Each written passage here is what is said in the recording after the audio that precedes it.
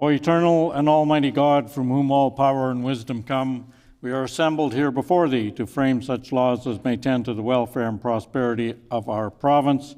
Grant, O merciful God, we pray thee, that we may desire only that which is in accordance with thy will, that we may seek it with wisdom, know it with certainty, and accomplish it perfectly. For the glory and honor of thy name, and for the welfare of all our people. Amen.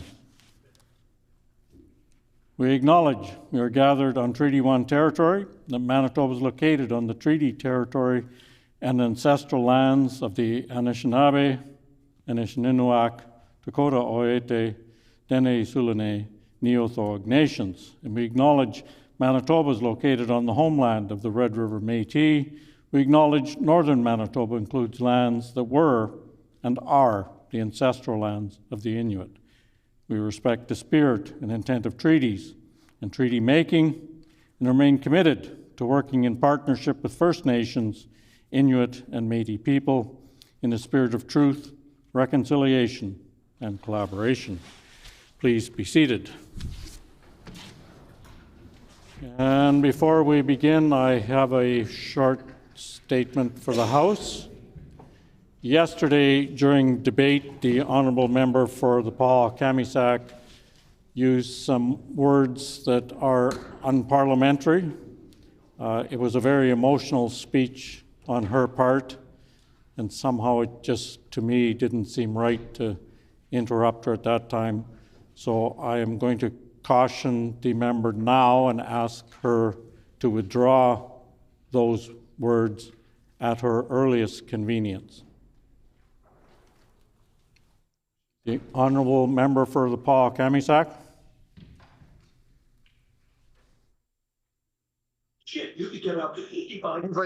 Retract those words that I used yesterday during my emotional speech. Thank you.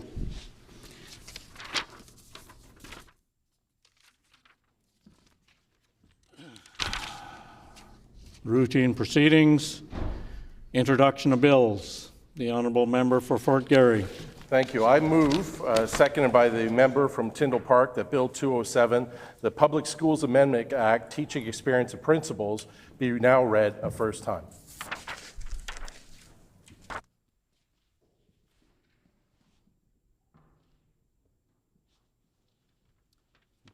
It's been moved by the honourable member for Fort Garry, seconded by the honourable member for Tyndall Park, that Bill number 207, the Public Schools Amendment Act, Teaching Experience of Principles, be now read a first time. The honourable member for Fort Garry. I'm proud to introduce the Public Schools Amendments Act, a common sense measure to strengthen the quality of school leadership in Manitoba. Principals play a crucial role in shaping the education culture of our schools. They mentor staff, hire teachers, and provide critical guidance that shapes both teaching practice and student success. To lead effectively, principals must first understand what it means to be a teacher. This bill ensures that all principals have at least 2 years of classroom teaching experience unless they already serve in that role or work in a very small school. In a time where Manitobans have seen a decline in educational outcomes, this legislation will help ensure our children have access to schools that are led by experienced, knowledgeable educators who are grounded in evidence-based practices and are committed to excellence. Thank you. Committee reports. Is it the pleasure of the House to adopt the motion? Agreed and so ordered, and one of these days I'll remember that. Committee reports.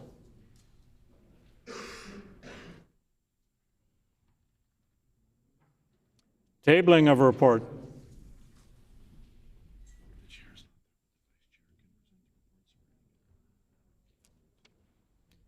The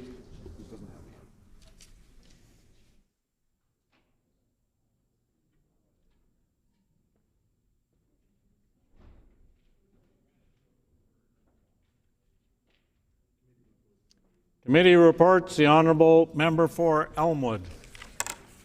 Thank you, Honourable Speaker. I wish to present the third report of the Standing Committee on Public Accounts. And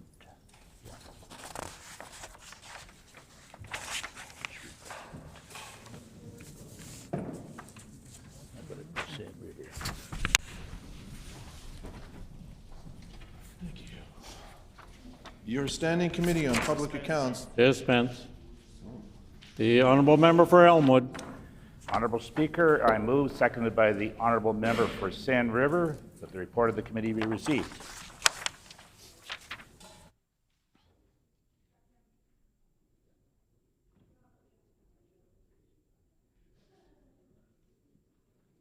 It has been moved by the Honourable Member for Elmwood, seconded by the Honourable Member for Seine River, that the report of the committee be received.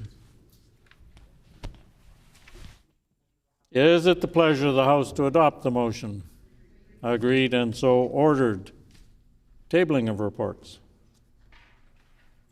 Ministerial statements. The Honourable Minister of Families. Miigwech, Honourable Speaker. March 31st marks Manitoba's first official Two-Spirit and Transgender Day of Visibility, thanks to the legislation brought forward by our colleague, the MLA for Kirkfield Park. As this bill moved through the committee stage, Two-Spirit and transgender Manitobans and their allies came out to show their support.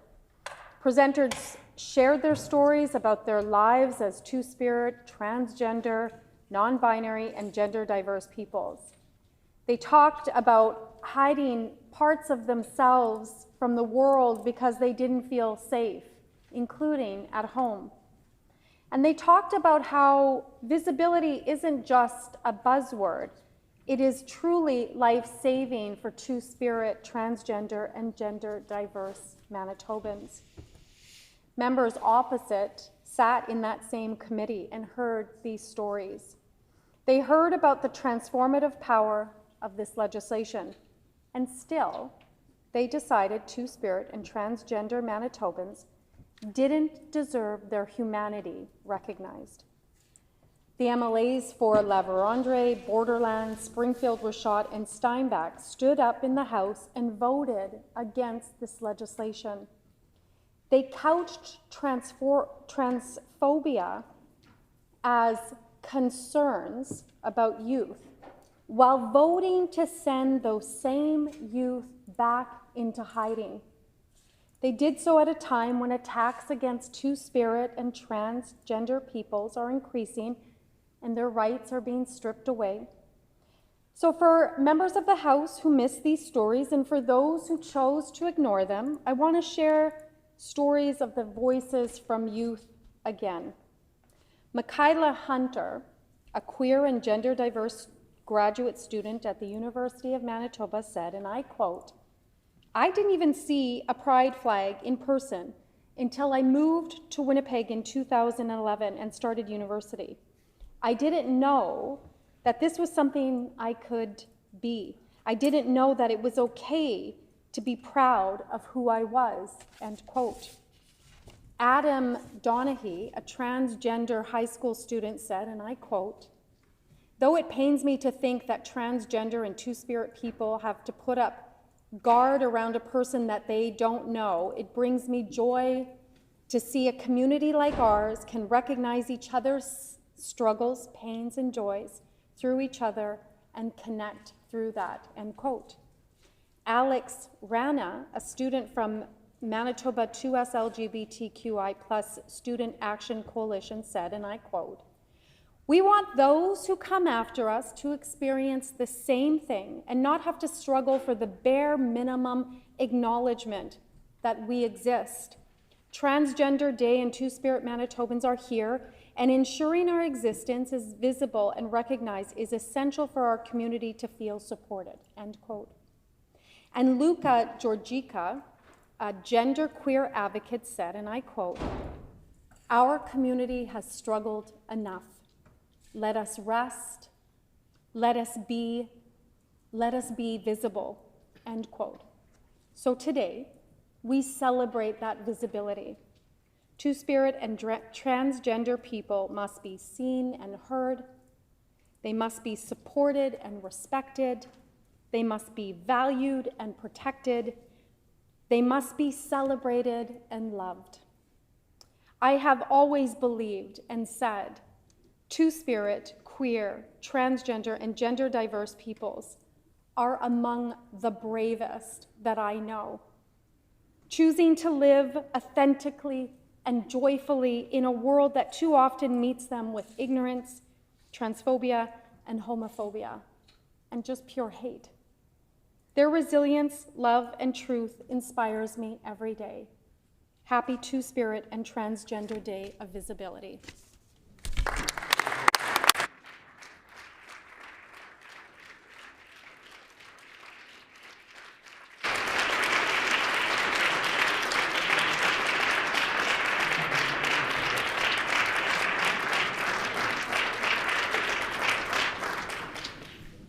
Before we move on, were the quotes that the minister was reading from a public source?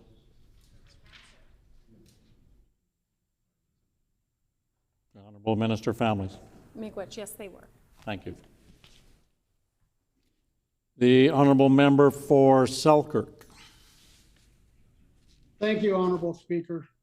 I am honored to rise today to recognize Two-Spirit and Transgender Day of Visibility, which takes place this Monday, March 31st. I know how important this day is for many Manitobans, so I want to show respect and recognize the member for Kirkfield Park for ushering in this day here in our province. Two-Spirit and transgender people have existed throughout our history, and more than often than not, they have struggled to be seen, heard, protected, and accepted. Today is an opportunity to commit to changing that. The full participation of gender diverse Manitobans is vital to building a stronger social and economic fabric in our province, but it starts with visibility and safety. That's why our previous government invested in Canada's first 2S LGBTQ+ campus with the Rainbow Resort Centre, supported Two-Spirit Manitoba's Medicine Wolf Healing Place, supported Canada's oldest 2S LGBTQ+ film festival, and partnered with Pride at Work Canada. I know that we as fellow humans can do better to foster understanding for one another and make Manitoba more inclusive. We must continue working to end discrimination, keep violent offenders off of our streets, and invest in our communities. All Manitobans deserve to be treated with dignity and to have their existence acknowledged, their lives protected, and their freedoms ensured. I say to all Two-Spirit, transgender, non-binary, and gender diverse Manitobans, I see you, I respect you, and I will stand for you to live your best life. As legislators and colleagues, as people, we will keep working to ensure Manitoba is a place where you can grow and thrive. Thank you.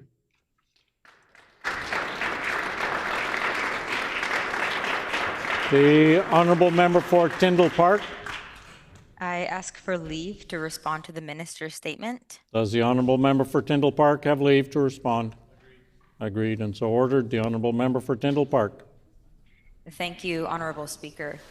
March 31st marks the International Two-Spirit Trans Day of Visibility, an annual event dedicated to celebrating trans people and raising awareness of discrimination faced by transgender people worldwide.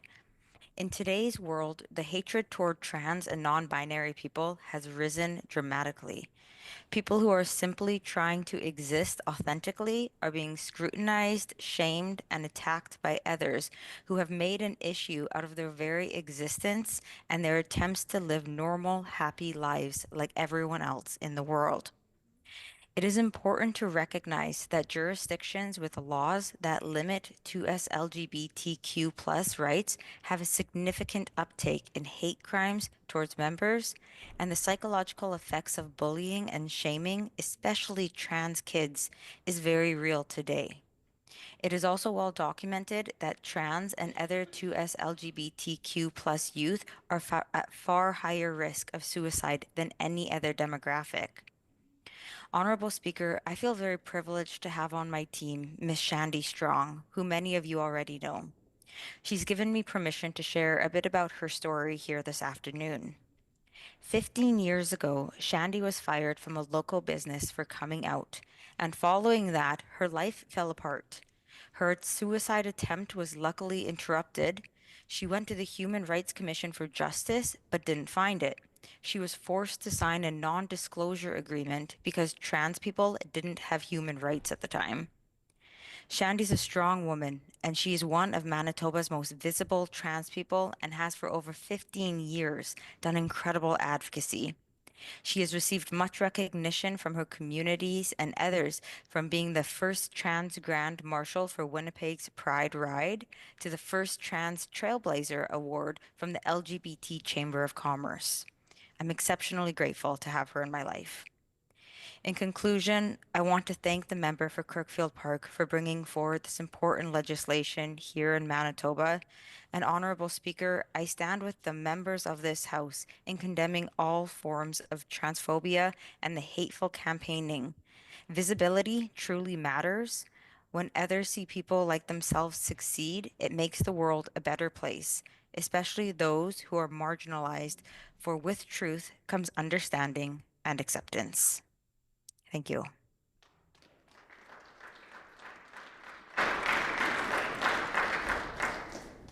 Member statements. The Honourable Minister of Sport, Culture, Heritage and Tourism. Thank you, Honourable Speaker. I rise today to recognize the end of Ramadan, which will be taking place at the end of this month. This year in Manitoba, Ramadan began on March 1st with the sighting of the new moon. Millions of Muslims worldwide observe this holy month through fasting, iftar gatherings, prayer, and reflection. Ramadan is an important opportunity for worship, for charity, and a time to reflect and give thanks. It's a time of togetherness and bonding within the Muslim community, and it's an occasion to be mindful and reflect on life and its blessings. After the last day of Ramadan, Eid al-Fitr begins. Eid is a joyous occasion when communities come together to celebrate the end of Ramadan and fasting. It is a day of prayer and gratitude and shared meals. After a month of abstaining, it is a celebratory day of feasting and partaking. Here in Manitoba, thousands of Muslims have observed this month of dawn to dusk fasting and will soon celebrate Eid. I was honored to be invited and to attend several local Ramadan potlucks and iftar gatherings over the past month. These moments of coming together always encourage and uplift me. The generosity and hospitality I encounter is incredible. As we share food, we bond. We share our lives, our hopes, and our stories. There is such beauty in these gatherings. I'm also encouraged by the growing visibility of the Muslim community in our province. I'm proud today to add to that visibility by officially recognizing Ramadan here in the Chamber. Muslims enrich our communities and add to the wonderful tapestry of our province. It is so important that we recognize and appreciate this. To all observing, Ramadan Mubarak and Eid Mubarak. From my family to yours, I wish you a blessed Ramadan and a joyous Eid. Thank you and shukran.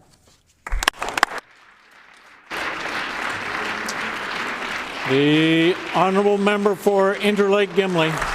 Honourable Speaker, I rise today to acknowledge the important work being done in my home region of St. Laurent. This endeavour helps preserve and promote the Michif French language. Michif is a distinct part of Métis heritage and unique to the St. Laurent area. Started in 2021 by Crystal Miller-Corchen and Bobby Ellis at the St. Laurent School, this outstanding program was funded by the Progressive Conservatives Teacher Idea Fund. This portion of the curriculum has provided students with the opportunity to learn Michif French alongside Métis history and traditions.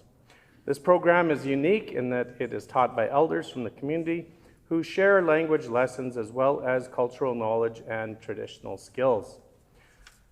Lesson plans were initially developed by Patsy Miller, who was my teacher and principal many, many years ago.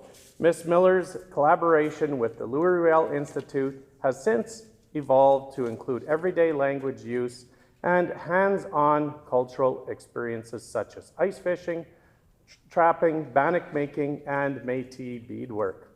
Of course, Ms. Miller had tons of help over the years. Those previously involved include teaching Michif French, include Debbie Lavalley, Barbara Leclerc, and Laurent Dumont. Currently, Denise Kachu and Elizabeth Dene, along with resource teacher Tracy Turco, currently teach the class. The continued dedication of those involved have played a significant role in ensuring that this unique Michif French program continues to be passed down to future generations. As National Indigenous Languages Day approaches on March 31st, it is important to recognize the efforts of those working to preserve Michif French and Métis culture. Their contributions are invaluable. Thank you, Honourable Speaker, and I wish to submit the names of those who join us today in the gallery and to Hansard. Please rise and help me recognize these outstanding individuals.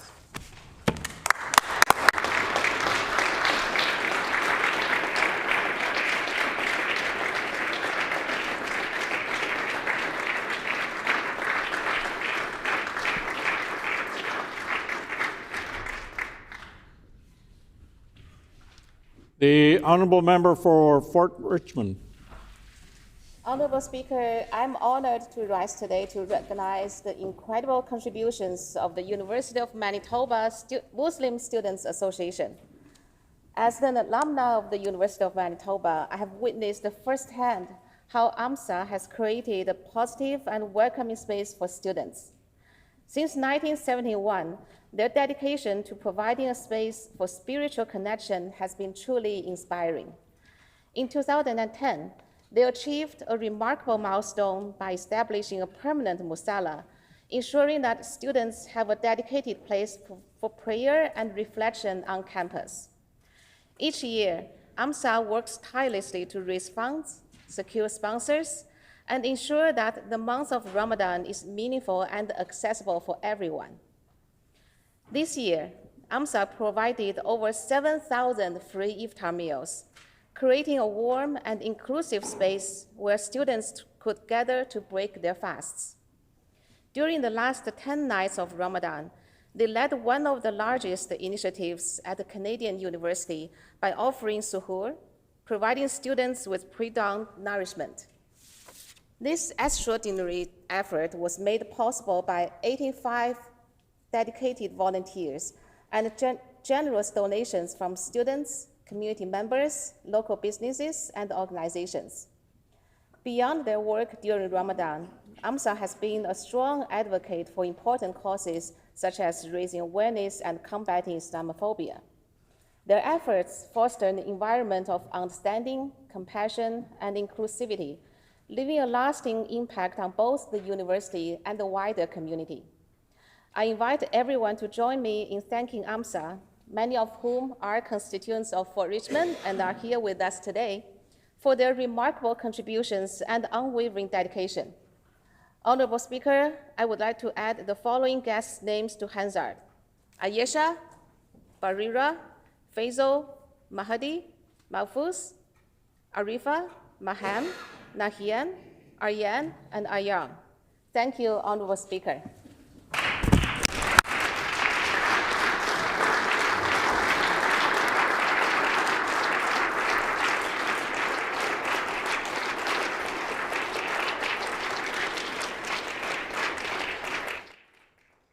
The honourable member for Brandon West. Honourable Speaker, please welcome from the Royal Manitoba Winter Fair, Kristen Lang Bremersch and Wayne Buer, who have joined us here today in the gallery. Honourable Speaker, in these challenging times as we navigate through the turbulence and uncertainties of our world, it is more important than ever to find moments of joy and celebration. Today, as the MLA for Brandon West, I have the unique opportunity to have us come together and showcase the 2025 Royal Manitoba Winter Fair, marking its remarkable 55th anniversary from March 31st to April 5th. For over half a century, the Royal Manitoba Winter Fair has been the beacon of community spirit, resilience, and tradition. It has brought together people from all walks of life to celebrate our agricultural heritage, enjoy thrilling entertainment, and create lasting memories.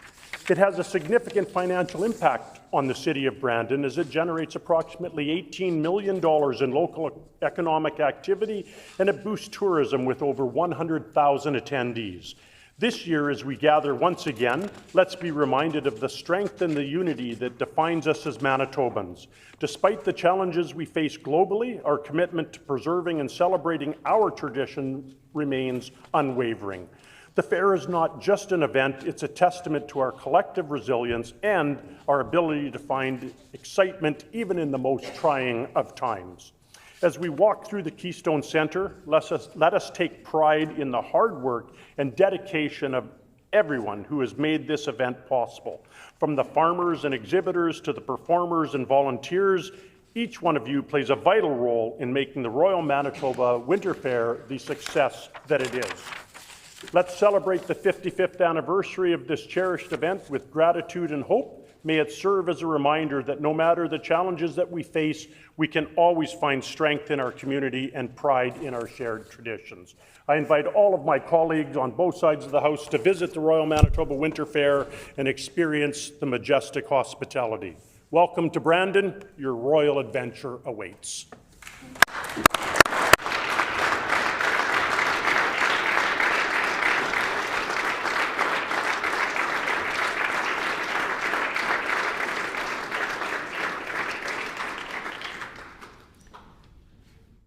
The Honourable Minister, Labour and Immigration. Honourable Speaker, Notre Dame is proud to lift up the Tech Vaughan High School community and to celebrate the Hornets for claiming the Curry Bowl AAA 2024 championship title.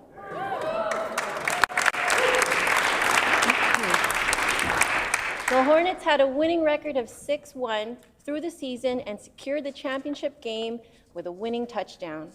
There is inspiring leadership on and off the field from this football team, which also includes 4 women players. This team, along with support from Tech Vaughan Broadcasting, Culinary Arts, cheerleaders, the photography department, parents and grandparents, have made our whole Notre Dame community proud. Most notably, Indigenous community leaders, including grandmothers and youth mentors, took on vital roles, offering cultural grounding to spiritually strengthen the Hornets as they face challenges on and off the field. A grandmother led the team in prayer on the field before each game. Head coach Ryan Carhut credits the importance of community and the recruitment of Indigenous assistant coaches as to what makes this team strong. Coach Carhut also highlighted the leadership of the grade 12 players that started this program and somehow in only 2 years have set a disciplined standard for everyone on and off the field. Notre Dame would like to lift up Captain Noah Hepner, who was named the championship game's most valuable player. Noah plans to attend RRC Polytech to get his electrical engineering technology diploma. I also want to lift up Captain Cooper Newnham, who is planning to get his welding certificate. And I also want to lift up Dale Turcott, who plans to graduate high school in 2026 and currently volunteers at Rossbrook House. Notre Dame is very fortunate to have you and all the Hornets as generational leaders. The Tech Vaughan motto is think green, act gold, be a Hornet. And these are words for all of us to live by to make Manitoba a better place. Honourable Speaker, this team has survived numerous obstacles. They have thrived together and won. May this championship be a reminder of how strong you really are on the inside and what you can accomplish as a disciplined, united team. Thank you, Honourable Speaker. Please include my guest names in Hansard. Yeah.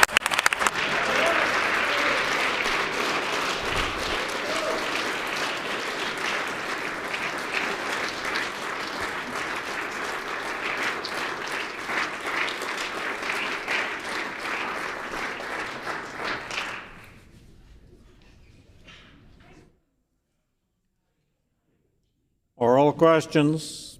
The Honourable Leader of the Official Opposition. Thank you, Honourable Speaker. Honourable Speaker, some things are still unclear from the Premier's story on Monday. Months and months after his ethics violations, he decides to finally talk to the Ethics Commissioner, but only after the CBC broke the story and his office was caught in a cover-up. He claims to have apologized, but then says he did nothing wrong. He comes to question period and again claims he did nothing wrong.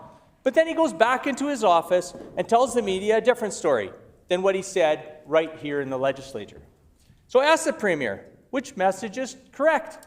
The denial in the legislature, the non-apology to the media, or what he claims to have told the Ethics Commissioner, Honourable Speaker? The Honourable First Minister. Well, first of all, I want to say, football players in the audience, I love the Winnipeg Blue Bombers. Go Bombers! Yeah. That's one blue team Manitobans can get behind, unlike the members opposite. So just to repeat for everybody who's trying to follow what the member is trying to put down here, I went to the Grey Cup and I paid my own way. Yeah. On the other hand, Heather Stephenson went to the Grey Cup twice and billed you for her trip both times. Brian Pallister also went to the Grey Cup, and guess who footed the bill for that trip? You paid the bill. So I would welcome them to keep asking about Brian Pallister and Heather Stephenson taking vacation time on taxpayer dime. I'll keep paying my own way, and I'll keep standing up for you and your jobs. Earlier today, I was very happy to be there with the Minister of Business, Mining, Trade, as well as the Minister of Finance in Selkirk at the Gerdau Steel Mill. Yeah. We're pushing back against Donald Trump while time they has suck expired. up. The Honourable Leader of the Official Opposition on a supplementary question.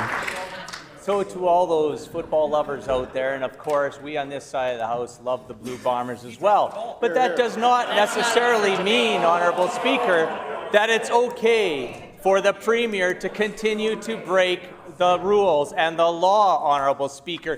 That's a story to the people in the gallery and to those of you watching, is the fact that the Premier broke the law, said he didn't, his staff lied and tried to cover everything up, and unfortunately, he just continues to switch his story, Honourable Speaker. So the Premier's not willing to show humility in this legislature. Please, he calls the People's House and stand up today and apologize that you did something wrong. Broke the law. Why can't you do that, Honourable Speaker? Order, please.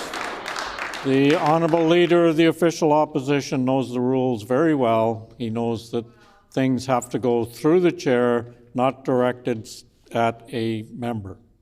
So I would expect the Leader to do that. The Honourable Leader of the Official Opposition. The Honourable First Minister.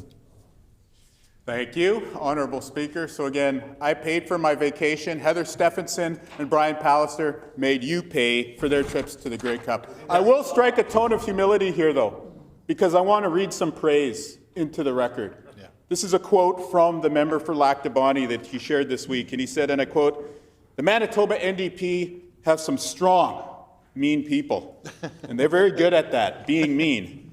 And I don't mean to sound weak when I say that either, but boy, do they attack you like you're fresh hamburger meat and they're dogs. They just go for the jugular," end quote. That's what the member opposite said to apparently try and encourage some young Conservatives to follow in their footsteps to the opposition benches.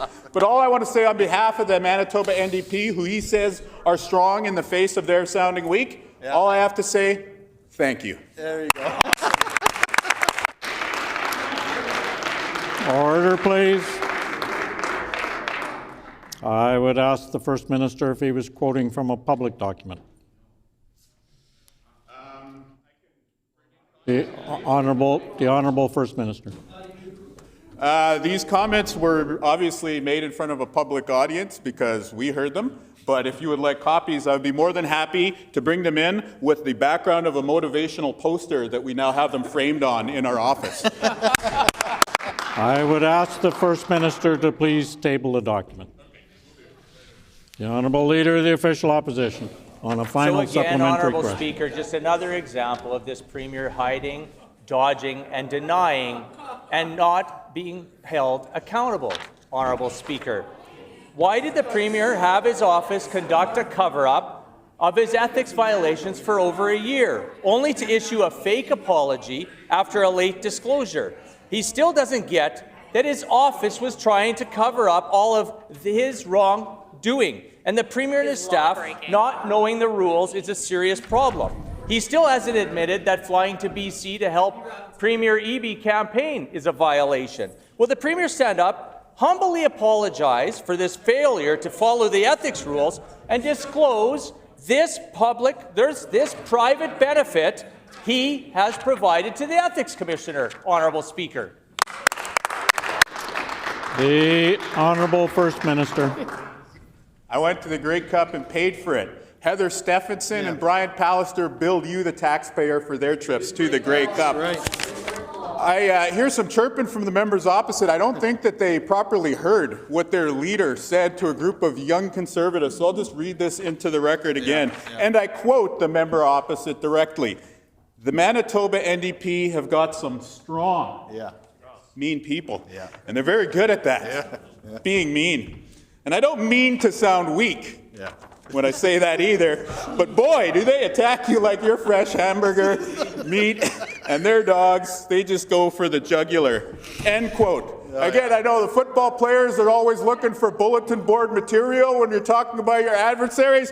Holy cow, is the member opposite a great source of bulletin board material? Because when I read this in caucus, there was laughter, there was applause, and it's the only time the member from Lac du Bonny ever got a standing ovation in this building. The Honourable Leader of the Official Opposition on a new question.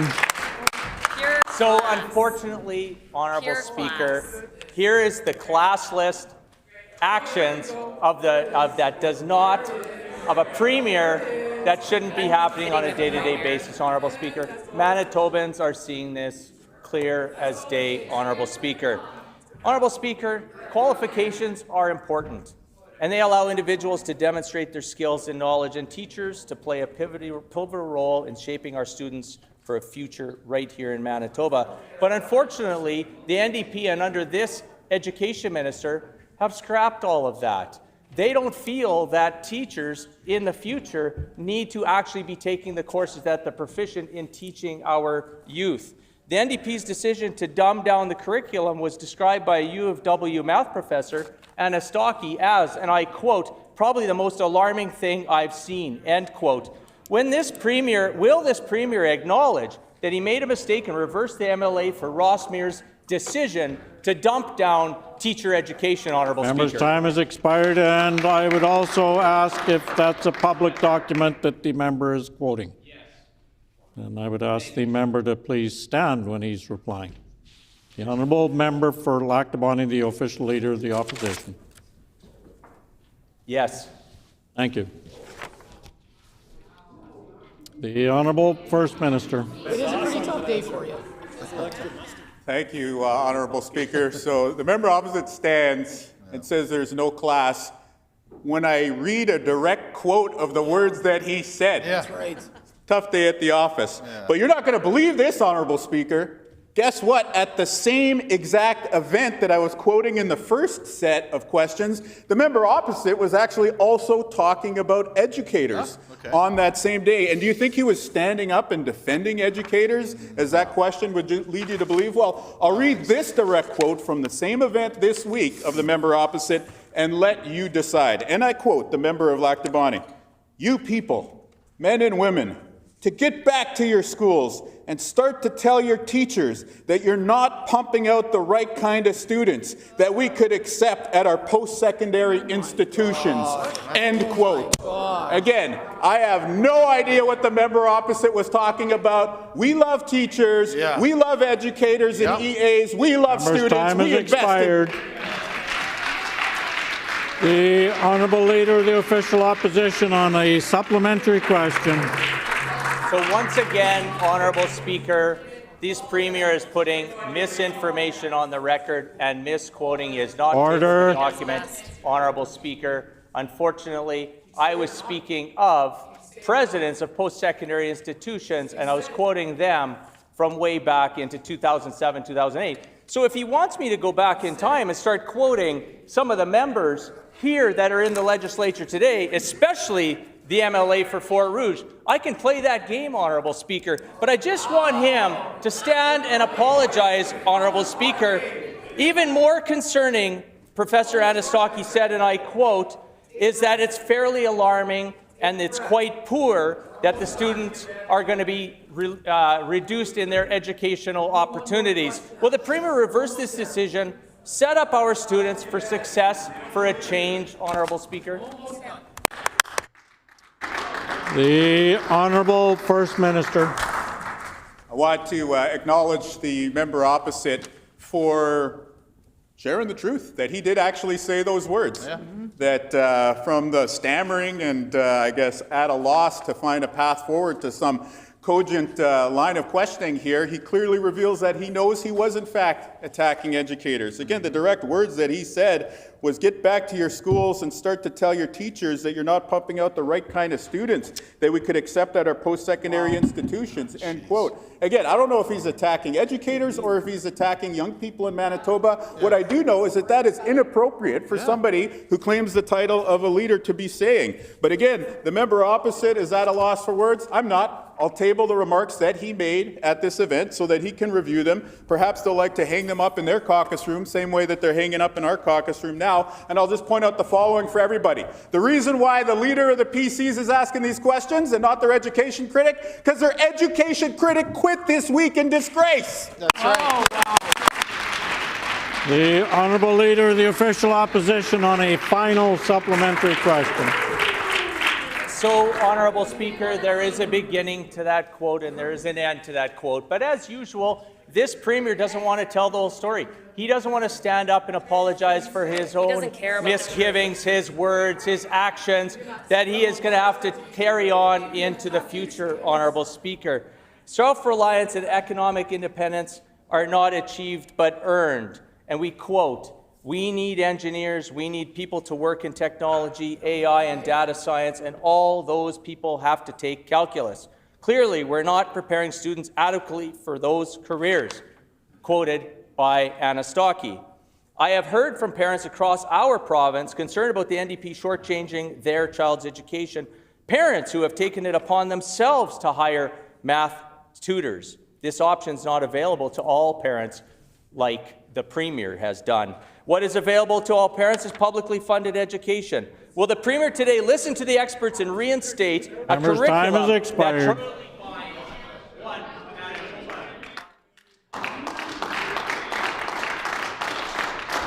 The Honourable First Minister. On this side, we're not like the elitist PCs. That's right. We know we need engineers and computer scientists, but we know we need electricians and welders and tradespeople too. We're for everybody on this side of the house, including the blue collar. Maybe that's why Grant Jackson jumped ship and quit this week. I'm sure Grant Jackson quit not only because of the terrible education policy, but he looked at the two leaders in the PC leadership contest and he thought, the member for Fort White, Wally, I'm out of here. And again, who could blame him? When we're talking about the members opposite, they come here day after day without any substantive points. Meanwhile, our team is investing in healthcare. Our team is standing up against Trump to defend jobs in this province. But most importantly, and this is a thing that they've never done, we listen to you because we respect you and we know that you're the boss. We come to work each and every day to serve you, the great people of Manitoba. The Honourable Member for Midland. Honourable Speaker, all we saw from this budget is soaring deficits and conflicting data. But one of the most alarming is that this budget does the exact opposite of eliminating interprovincial trade barriers. Manitoba has some of the most protectionist measures on labour mobility. Yet rather than committing to reducing barriers, on page 63 of the budget, this minister actually says labour mobility will actually negatively impact Manitoba jobs. I table that for the House. So I ask this minister, is he truly committed to eliminating interprovincial trade barriers, or is this just smoke and mirrors for the media? The Honourable Minister of Finance. Honourable Speaker, this team fights every single day to protect jobs and fight for a better economy here in Manitoba. Led by the incredible work of our Premier, our Minister of Business, Mining, Jobs and Trade, and of course the entire team, we are fighting for Manitoba, and we just released a budget that has the biggest capital plan in this province's history, $3.7 billion to build a better Manitoba. We're getting it done with schools, PCHs, ERs. We're going to keep doing that work. We're going to keep investing in healthcare. We're going to make life more affordable. This team is going to keep moving Manitoba ahead. Right here. The honourable member for Midland on a supplementary question. Honourable Speaker, this minister says one thing in public and another in their budget documents. This minister is actually fencing off our economy from the rest of Canada, despite unemployment skyrocketing over 6% under this NDP government. If Manitoba truly wants to remove interprovincial trade barriers and expand our workforce, will this minister commit to making licenses and certifications equivalent with other jurisdictions in Canada? Yes or no question, Honourable Speaker. The Honourable Minister of Finance. Honourable Speaker, the members opposite, as their parting gift to Manitobans, left us with a $2 billion hole that we had to dig out of. That's their record, a record of poor fiscal management, bad budgeting, a lack of vision, doing really nothing at all to support moving our province ahead. This team is focused on doing what Manitobans want us to do, which is building a stronger Manitoba. We're investing in infrastructure like 11 new schools, 3 new PCHs, NUPIC. We're going to get NUPIC done, something they sat on their hands on for years. We're moving the province ahead, and we're doing what Manitobans sent us here to do, building a stronger Manitoba, building a stronger economy, and fighting for jobs every single day. The honourable member for Midland on a final supplementary question. Honourable Speaker, this NDP and their cabinet have had months to come up with a tangible trade strategy. The Manitoba Chamber said in a public statement, and I quote, "Businesses have called for a more robust trade strategy as they navigate the need to diversify into new markets. Yesterday, Canada got hit with tariffs in the auto industry. Next week, Manitobans could be faced with another tariff hit. When can Manitobans expect a robust trade strategy, or is this NDP government still operating on rosy outlooks and hypotheticals?" The Honourable Minister of Finance. Again, Honourable Speaker, while the members opposite fight amongst each other to decide who likes Trump more or who supports the tariffs more, our team has been focused on building a plan to build a stronger Manitoba. Our last budget not only had that $3.7 billion capital plan, we cut the payroll tax. We brought in a permanent gas tax cut. We brought in Buy Canadian legislation. We're making more investments in tourism. Why? Because we know what it takes to build a stronger economy. Manitobans sent us here to do just that. They sent them packing. They know that this party is the party focused on moving Manitoba forward, and we're going to keep working every single day to do just that. The honourable member for Agassiz. Thank you, Honourable Speaker. Over 100 dedicated child and family service workers represented by 2 Métis CFS authorities are currently on strike. These workers have the same qualifications and provide the same level of support to families as their provincial counterparts, yet they are paid significantly less. When asked about this wage disparity, the minister refused to provide an answer. Why doesn't the minister believe these workers, who are performing the same vital work, deserve equal pay for equal work? The Honourable Minister of Families.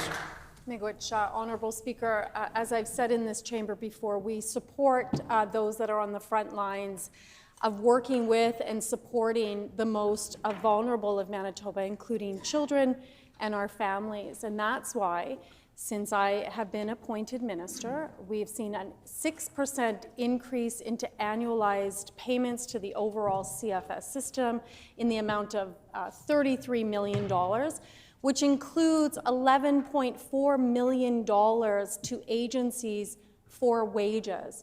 I don't think I can make it any clearer that we support workers, and we hope that folks will get back to the table where those agreements are done in good faith.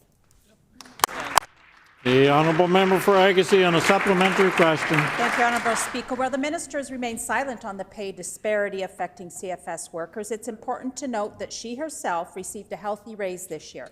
If the minister can justify an increase in her salary, how can she continue to ignore the essential workers on the front lines who support the most vulnerable children and youth? Shouldn't these workers, who are doing the same work as those in the civil service, be entitled to the same wages? The Honourable Minister of Families. Honourable Speaker. As I shared a couple of days ago, it's important for folks to remember that members opposite, including the member asking the question, let Michif and Métis workers go without a contract since 2022. They didn't care about workers when they were in government. In fact, they forced the universities to go on strike and multiple people to go on strike. So members opposite don't have a leg to stand on when they're trying to feign that they actually care about workers or those on the front lines. They don't. Our government has put real money on the table, including $2.4 million for Métis and Michif wages.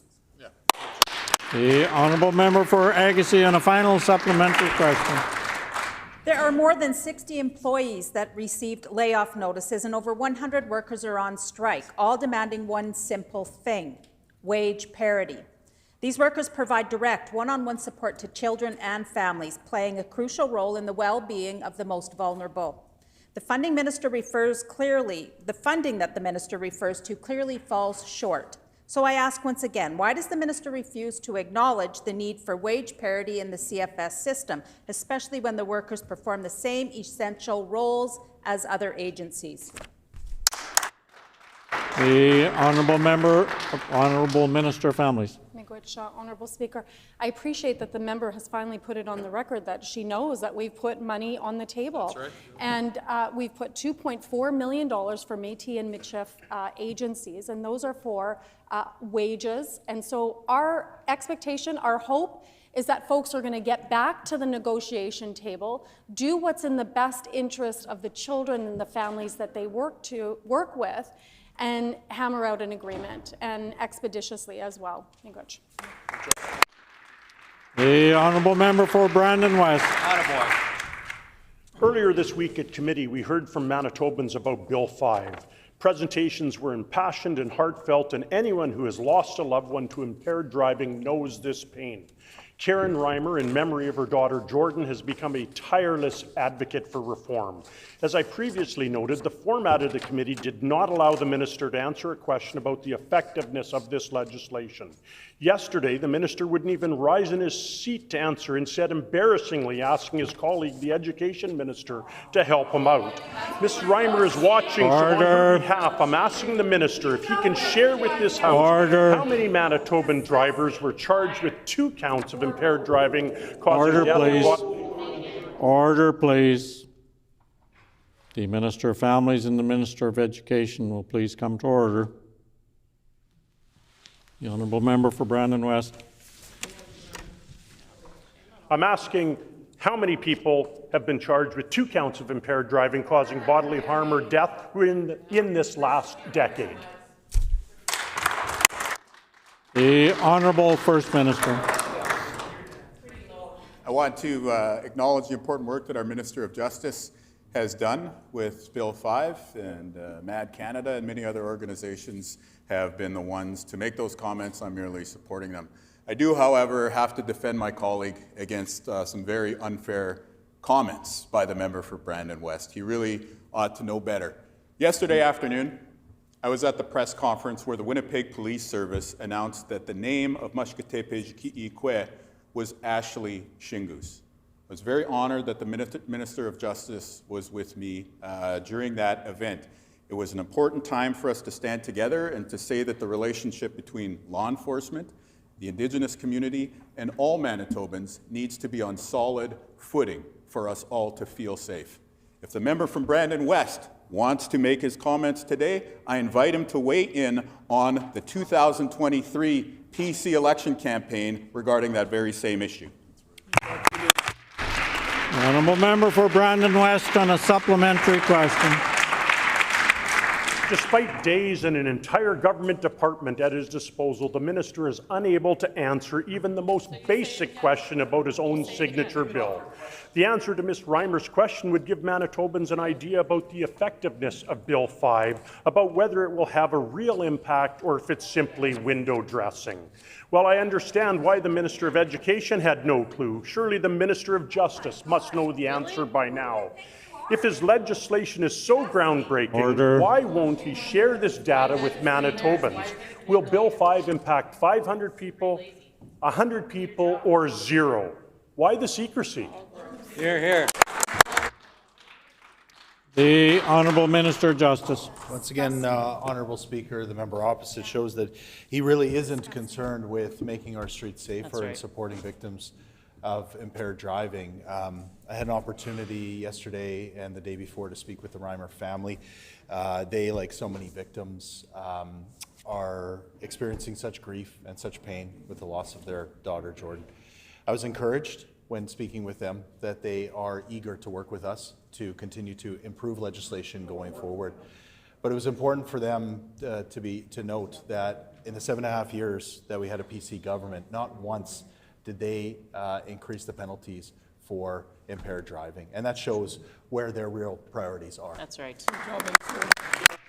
The Honourable Member for Brandon West on a final supplementary question. This minister dismissed any suggested amendments to Bill 5. He says no bill is the silver bullet when it comes to impaired driving. Manitobans aren't asking for a silver bullet, just some common sense. He must recall that in 2009, with all-party support, the government banned smoking in motor vehicles if a child was present. This protects children. A similar amendment was put forward on Bill 5, imposing consequences if an individual is charged with impaired driving in a motor vehicle with a child present. Children strapped in a car seat don't have a choice, but we can make a difference. Will the minister amend his bill to ensure that specific consequences for drinking and driving with children present is included? No. The Honourable Minister of Justice. Again, this legislation will bring Manitoba back to become a leader when it comes to impaired driving legislation. We know that some of the elements around zero BAC, the blood alcohol level, will have a real impact in keeping our streets safer. And we know this because we're supported by Mothers Against Drunk Driving Canada, MAD Canada, who said Manitoba is a leader in terms of policies and laws that focus on getting impaired drivers off the road before they injure and kill someone. Penalties should be targeted towards minimizing the risk of recidivism. Bill 5 targets these individuals. We're going to continue to work with advocates and with parents and with victims, and we're going to make sure that we get this right. We are asking, are the members opposite finally going to get on board? Your time has expired. The Honourable Member for La-Vérendrye. Honourable Speaker, Manitobans are clearly seeing that this government is all talk and no action. The Premier and the Finance Minister promised to build in their budget.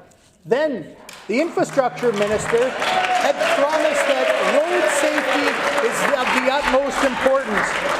But according to the Mayor of Carberry, an overpass at the Trans-Canada Highway and the intersection of Highway 5 is now off the table. Why won't this NDP government put the safety of Manitobans first and build an overpass at the notoriously dangerous intersection at the site of the deadliest vehicle crash in Manitoba's history? Good question.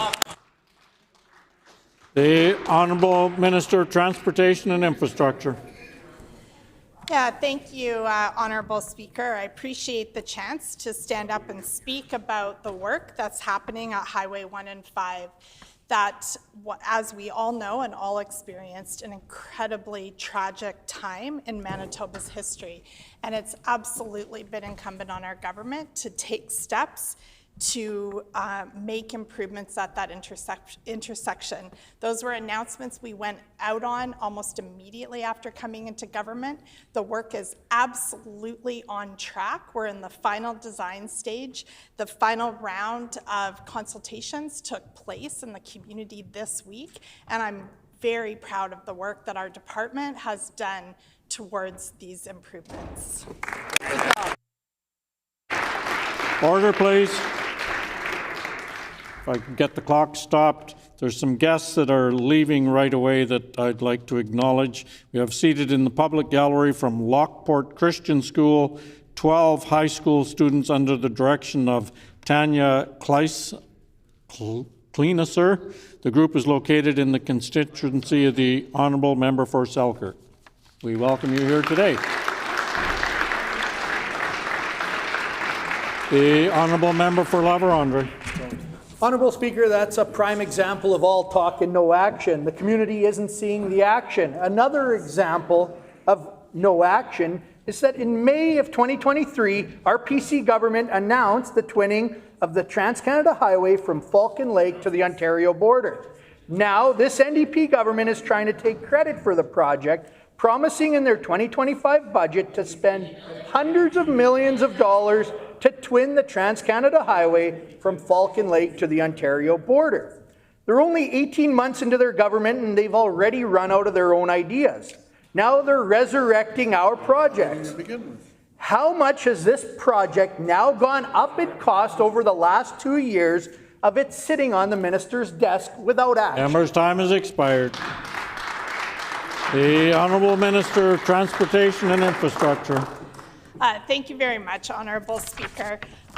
It's a little bit entertaining to me to hear the member opposite talk about an announcement to build something 10 years down the road, long after they were ever going to be in government, long after, and they probably, the rate things are going with their leadership campaign, can't expect to be in government for at least 2 decades from what we're seeing. But this is our project that is moving forward at a much quicker pace. We're doing an incredible amount of work around design, around relationship building with affected First Nations, and this project will move forward under this government's banner, and we're very proud of this work. The Honourable Member for La-Vérendrye on a final supplementary question. Honourable Speaker, once again, we're hearing the talk, but we're not seeing that action. Back in May of 2018, our PC government promised funding to the Lake Manitoba Lake St. Martin Channels project. This project is to protect Manitobans. It was in the books, but last year announced that it was shelved by this same infrastructure minister. Now, lo and behold, it's back on the books, once again resurrecting one of our projects. How much has the price of this project now gone up under this on-again, off-again NDP government? The Honourable Minister of Transportation and Infrastructure. Thank you, Honourable Speaker. I really appreciate the member opposite master class in all talk and no action, because what we have seen, what he is bringing into this room is project after project that was announced and talked about, but nothing happened. Yeah. No work moved forward. 2018 announcement? That's what, 8 years ago? I think my child was in elementary school. The exciting thing about our government is we're actually building the province. I think you've heard the term build, build, build.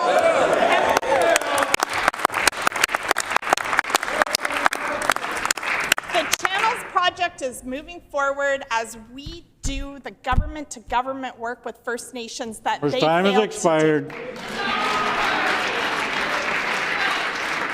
The Honourable Member for Tyndall Park. Thank you, Honourable Speaker.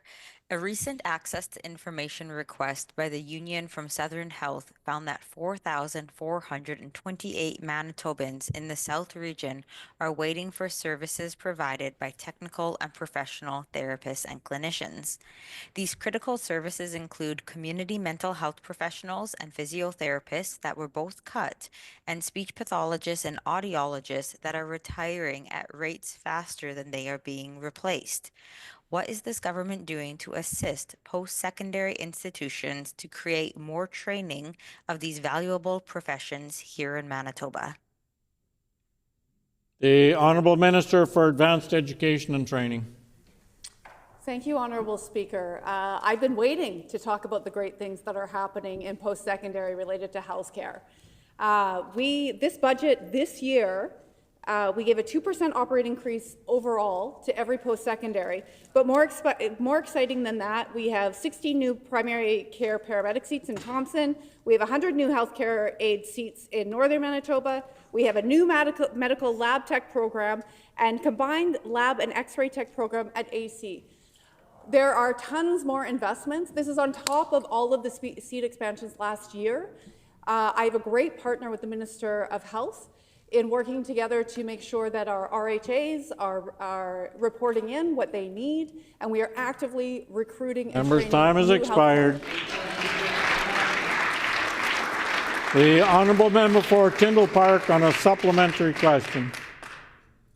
Honorable Speaker, this government committed to doubling the rural doctor recruitment fund. However, there is still currently a 23% overall vacancy rate for medical professionals in the Southern Health Region alone. What is this government currently doing to retain and attract healthcare professionals, specifically in our Southern Health Region? The Honourable Minister of Health, Seniors and Long-Term Care. Really appreciate that question from the member. Our government came in and one of the first things we did in our budget was to restore the Rural Recruitment and Retention Fund for doctors that was cut by the previous PC government. Our government had an ambitious target of 100 net new doctors in Manitoba, many in rural Manitoba, and we've surpassed that. Right now, we're at about 138 net new doctors recruited here in Manitoba, with many, many more on the way. We have specific initiatives that are dedicated to Southern Health. I want to thank the frontline healthcare workers, all the doctors and the leaders in the Southern Health region who've been working with our department and with our government to make sure we're recruiting to meet their needs in Southern Manitoba. Right on. The honourable member for Tyndall Park on a final supplementary question. Thank you, Honorable Speaker. Prairie Mountain Health is suspending at-home birthing services in southwestern Manitoba, citing a sudden shortage of midwives. We know that this is not a new issue, as the College of Midwives' stance is that the demand for service consistently exceeds the current supply. Midwives provide pre- and postnatal care, very valuable in the communities that they serve. Is there anything this government can do immediately for the mothers who are living in southwestern Manitoba who wish to use a midwife? The Honourable Minister of Health, Seniors and Long-Term Care. Absolutely. We are working directly with Prairie Mountain Health and the midwives in the Prairie Mountain Health region to make sure that mothers and those who are expecting little ones soon have the supports they need for pre- and postnatal care, and to ensure that they have a comprehensive care plan that meets their needs and the needs of their families. Now, the previous government actually cut the midwifery training program at UCN, closed and cut all of those training seats. Our government's taken a different approach. We have created jobs for midwives across the province. Our 25-26 budget invests over $1 million for new midwives in the province, and I'm very proud to say today that we're expecting 7 new midwives to join the front lines, including in Prairie Mountain Health, in just a few weeks and months. So we're going to keep doing that work for mothers, expecting parents and families across Manitoba. The Honourable Member for Thompson. Thank you, Honourable Speaker. This morning, our government announced an exciting new program to protect our economy and protect Manitoba jobs. We know that members opposite would rather thank Donald Trump for his tariffs and defend Elon Musk. Shame. But on this side of the House, we're standing up for Team Manitoba. Can the minister tell us more about how we are protecting Manitoba jobs and businesses? Good job. The Honourable Minister of Business, Mining, Trade and Job Creation. I thank my colleague for that great question. I'm so proud to share this news with Manitobans that today the Premier, Minister of Finance and I joined the workers on the shop floor of Gerdau Steel Mill in Selkirk. Yes. We announced our plan to fight against Trump's tariffs and protect Manitoba's workers and businesses. We are partnering with the Canadian manufacturers of exporters to Trump-proof our economy with a new Made in Manitoba program. It's going to help businesses strengthen their supply chains, find and explore new markets, and make sure that we make Manitoba's economy more resilient, because on this side of the House, we will always be on Team Manitoba.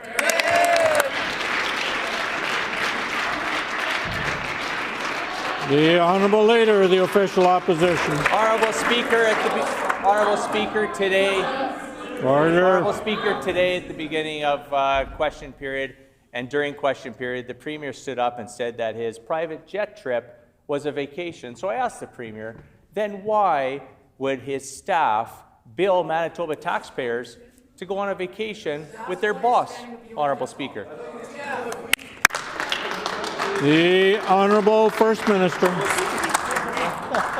I actually paid for one of my political staffers to come on that trip. So this gives me a great opportunity to point out the hypocrisy of the PCs who try to claim credit for everything our government is doing. We got a new mine in Manitoba for the first time in 15 years. We're building Highway 1 East. We're even building a new healthcare facility in his own backyard. Every single time they claim to have taken credit for it. But guess what? They didn't build a single thing through 2 terms in government. Now miraculously they're on the opposition benches and all the good ideas are theirs. Well, guess what? I guess when you ask them about the Great Pyramids of Giza, that was them. When you see the people in the cockpit of the UFOs, that was them too. And I'm sure once we find the lost city of Atlantis, the Manitoba PC fingerprints will be all over that as well.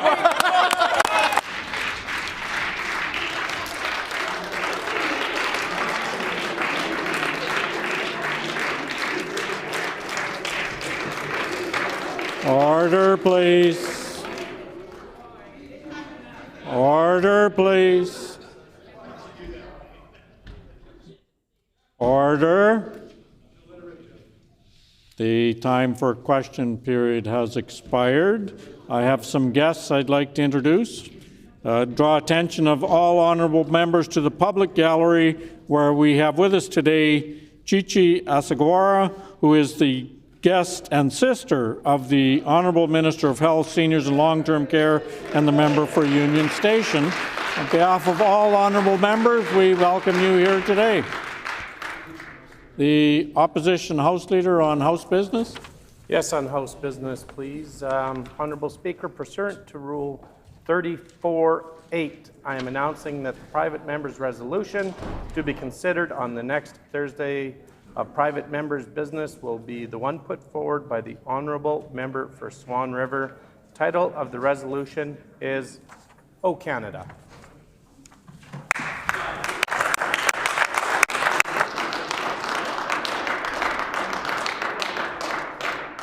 Order, please.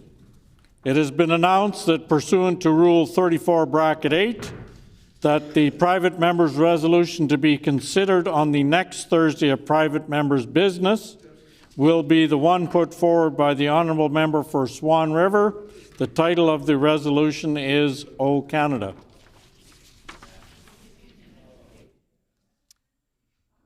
Petitions. The Honourable Leader of the Official Opposition. Thank you, Honourable Speaker. I wish to present the following petition to the Legislative Assembly. The background to this petition is as follows. Number 1, Kelly Verway, a beloved young woman from Portage-la Prairie, Manitoba, was tragically killed in a car crash caused by a repeat violent offender with a long criminal history. Order, please. I'm having a hard time hearing the member that's speaking, so if I could ask the rest of you to either take your conversations to the loge or to remain somewhat quiet while a member is speaking. The Honourable Leader of the Official Opposition.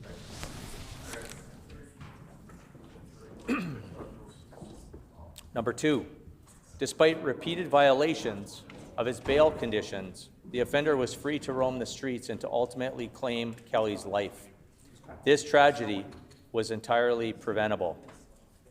Number 3, while the criminal code falls under federal jurisdiction, provinces have been... Honourable Speaker, the Minister of Health continues to heckle and laugh as I'm reading a very serious petition. I will continue on with the petition, but I am tired of it, Honourable Speaker.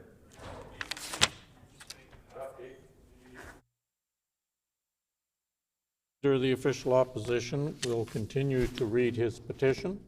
He will not tell the Speaker how to do the Speaker's job, and I wish all members would sit quietly while people are talking on both sides of the House.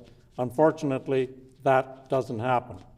The Honourable Leader of the Official Opposition will continue with his petition. Thank you, Honourable Speaker, for once again your guidance to this chamber.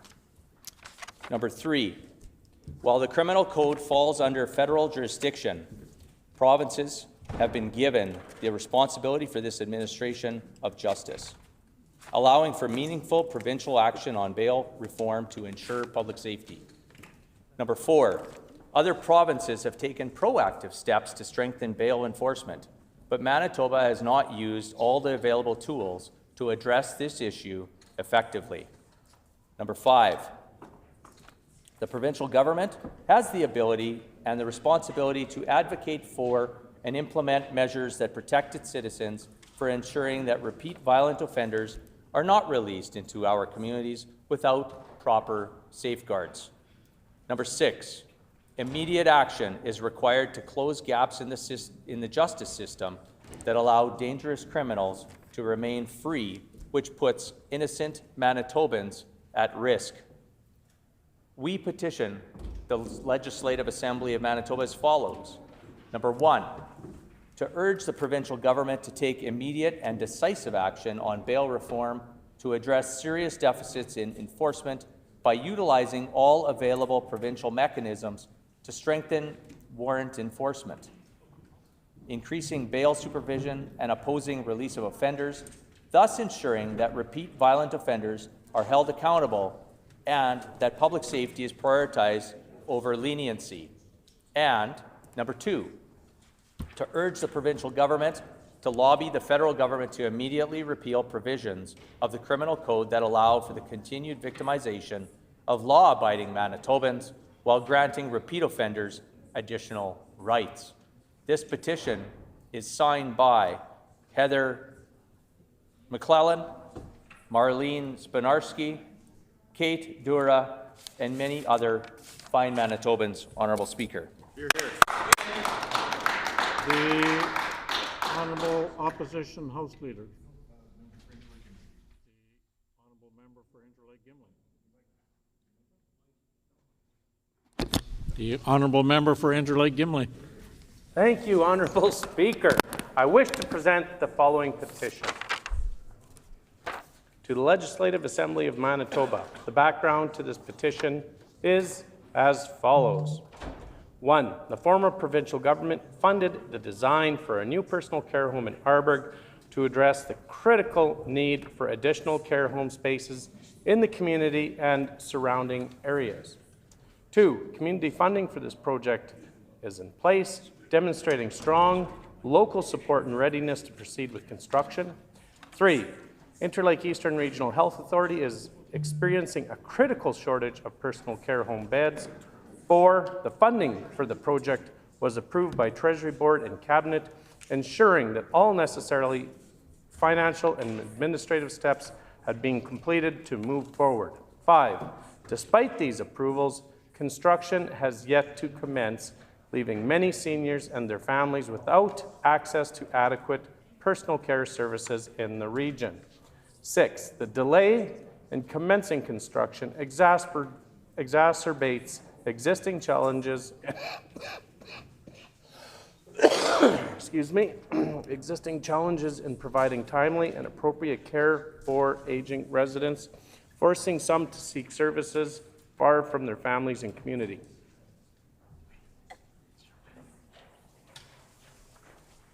7. Investing in the timely construction of this personal care home will provide essential services to a growing senior population, support the local economy, and demonstrate the government's commitment to the well-being of Manitobans. We petition the Legislative Assembly of Manitoba as follows: to urge the provincial government to restore funding and commence construction on the personal care home in Arborg immediately to ensure that this essential project proceeds without further delay. This is signed by many, many Manitobans. Thank you, Mr. Deputy Speaker. Speaker.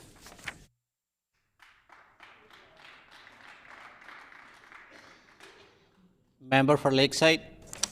Thank you, Honourable Speaker, and I wish to present the following petition to the Legislative Assembly of Manitoba.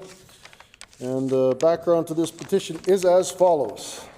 Number 1, as part of ongoing strategic infrastructure investments to the provincial highway network, it was announced in August 2022 that almost $70 million would be spent on upgrades to Provincial Road 227. Number 2, over 72 kilometers of PR 227 were to be paved, along with the repair or replacement of 3 bridges and multiple drainage works. Number 3, Reeves, mayors, councillors, and residents of the surrounding municipalities, cities, towns, and villages were ecstatic and overwhelmingly supportive of this plan.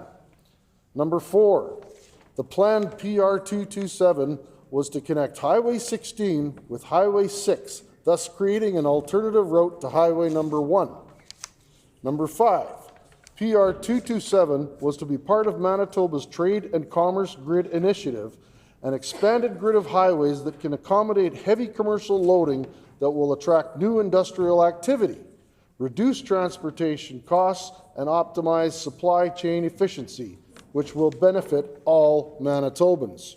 Number 6, the 2023 Multi-Year Infrastructure Investment Strategy is a 5-year, $4.1 billion investment in Manitoba's roads, highways, bridges, airports, and flood protection. The paving of 227 was part of this strategy. Number 7, the Minister of Transportation and Infrastructure has cut the PR 227 project, notwithstanding that the project appears in the Multi-Year Infrastructure Investment Strategy and listed on the Manitoba Transportation and Infrastructure website as an active project. Number 8, additional keystone projects in the 2023 Multi-Year Infrastructure Investment Strategy were the Winnipeg $1 million Perimeter Freeway Initiative, the Lake St. Martin and Lake Manitoba outlet channels, and the twinning of Trans-Canada Highway to the Ontario border. The actions of the NDP government now bring into question whether any of these projects will be completed as planned. We petition the Legislative Assembly of Manitoba as follows. Number 1, to urge the Minister of Transportation and Infrastructure to immediately restore funding to the PR 227 paving project. And number 2, to urge the Minister of Transportation and Infrastructure to the commitment to Manitobans to carry out all of the projects as outlined in the 2023 Multi-Year Infrastructure Investment Strategy in their totality to the same scope and in accordance with already stated timelines. This petition has been signed by Karen Hutchinson, Don Campbell, and Jay Esup. Thank you, Honourable Deputy Speaker.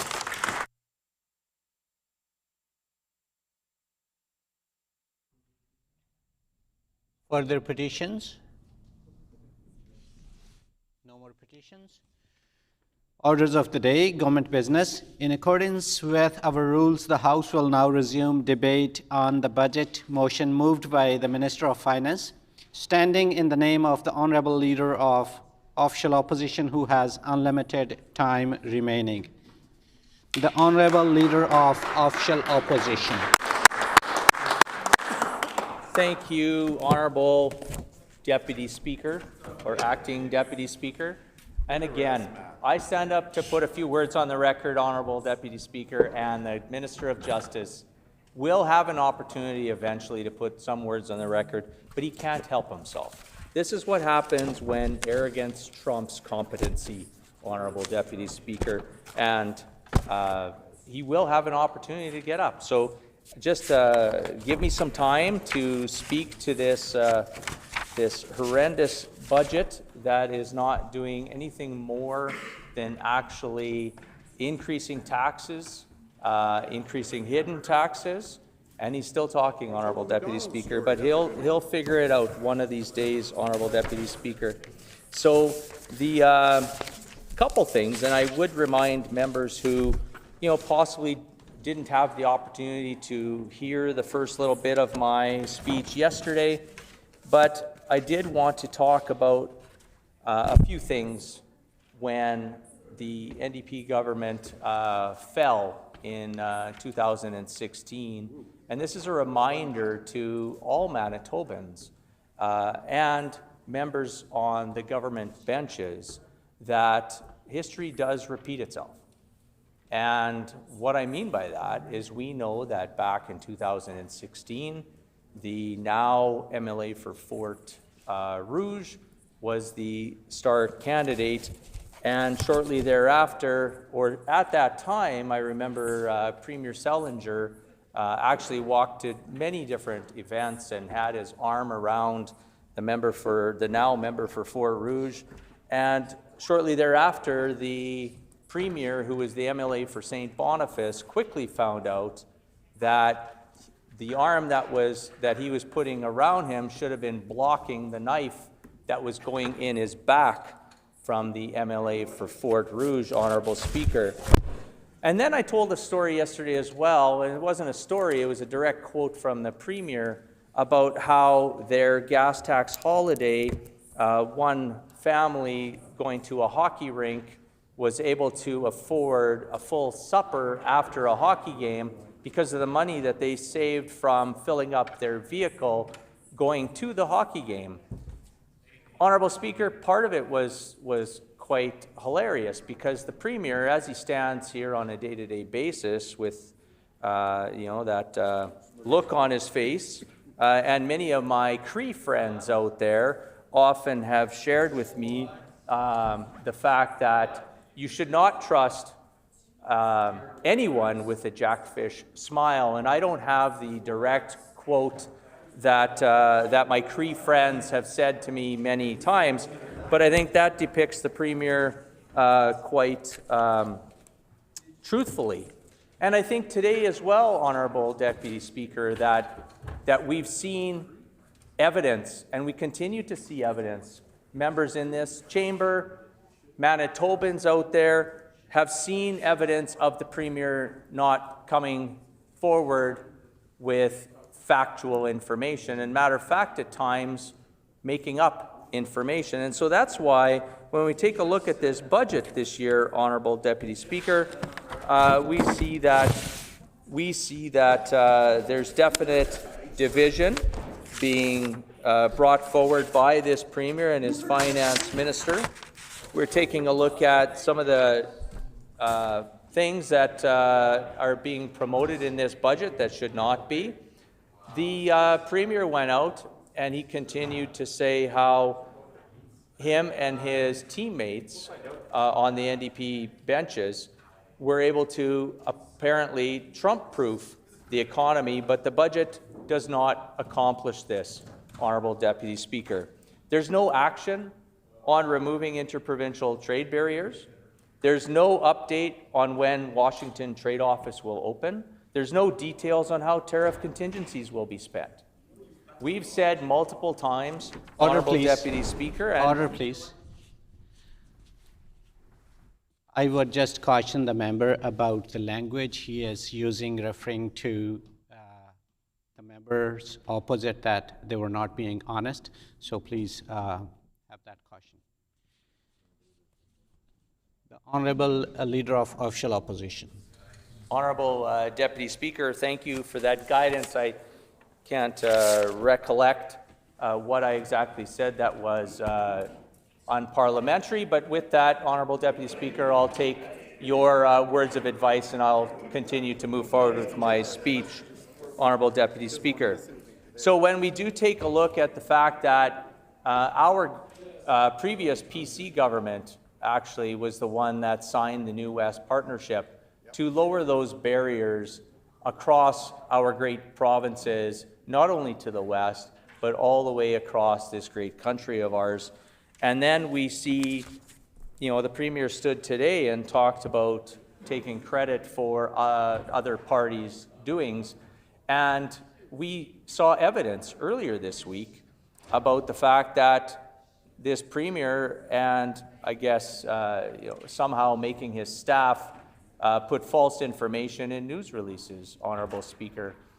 In fact, again, when we talk about mines, and congratulations to Alamos for coming online and going to improve our economy here in the great province of Manitoba. Again, mines don't just pop up over 17, 18 months, Honourable Speaker. What they put in the news release is that they said that there's only been one mine, which is absolutely incorrect. It was our PC government that did the track work for Alamos mine to then ribbon cut just a few days ago, Honourable Speaker. Also, we had Canadian premium sand up around the Minister of Municipal Relations neck of the woods, back when I was still representing that area before the boundaries changed in 2019, up around Seymourville and Hull of Water. So the Canadian Premium Sands had opened up. And then, of course, we had PADCOM, which opened up for the potash mine. So once again, Manitobans see on a daily basis that this Premier just can't help himself. Multiple things that we have seen since 2016 is that he is self-serving and he has a large ego that needs to be constantly fed. Honourable Deputy Speaker, or Honourable Speaker, sorry about that. A little bit of a switch up in the chair. It's all good. So when we talk about the various different budgetary items, we take a look at overall spending. This year's budget is over $25 billion. The actual expenditures come in at probably best case scenario, roughly about $800 million in the hole. That means deficit. Probably due to our financial experts throughout this great country and other places are taking a look and probably saying worst case scenario is probably $1.9 billion, because the NDP Canoe government has a problem with a tax and spend issue.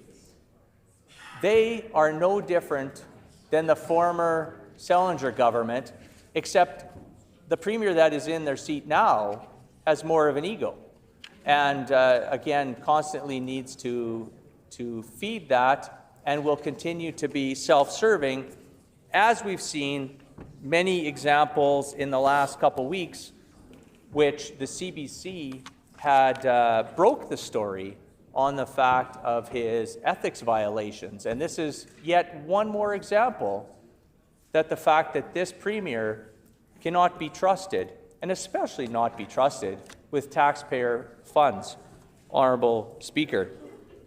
So again, overall spending's up 7.1%. That's 3 times the annual rate of inflation compared to last year's budget.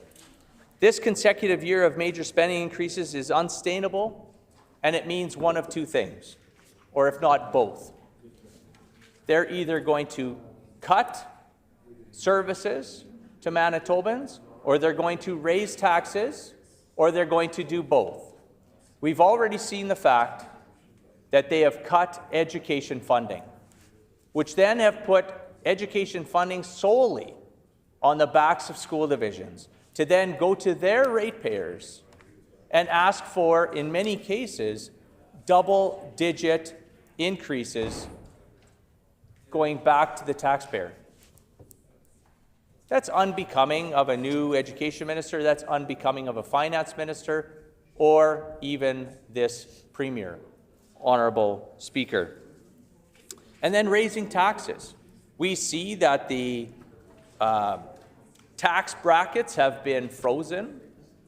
The basic personal exemption, which under our government was raised by $6,000, putting $75 every pay period into each and every Manitoban's pockets because of the raising of the basic personal exemption. What did this government do? This Canoe government do? Froze it. That's a hidden tax. We know that food inflation has gone up. We know that housing has gone up. Unemployment has gone up. Unemployment's going to get worse under this Canoe government. Why is that? Because we have major companies leaving our province. Because he is not making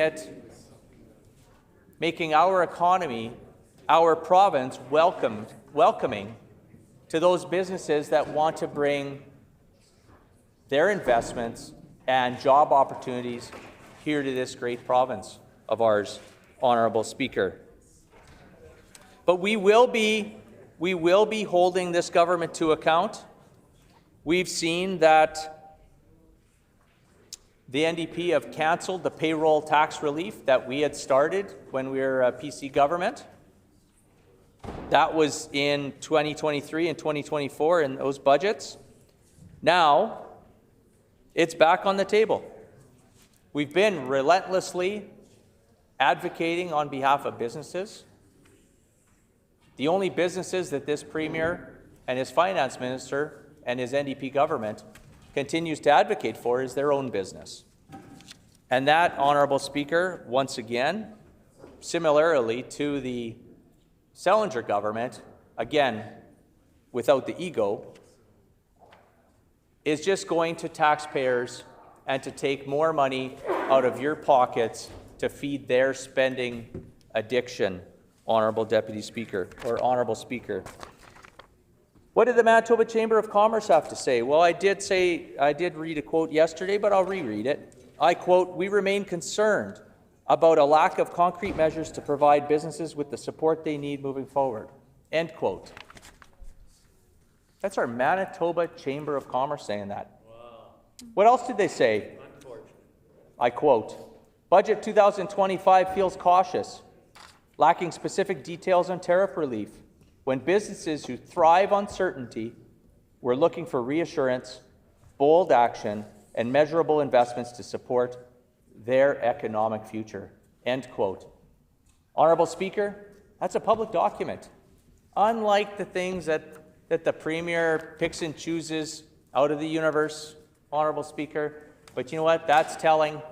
We know that now he's on the downward slide in the whole premiership, the rater premiers across the country. Matter of fact, he's lost his #1 position to a premier that doesn't exist as a premier anymore, Honourable Speaker. Well, what else are some of the stakeholders saying?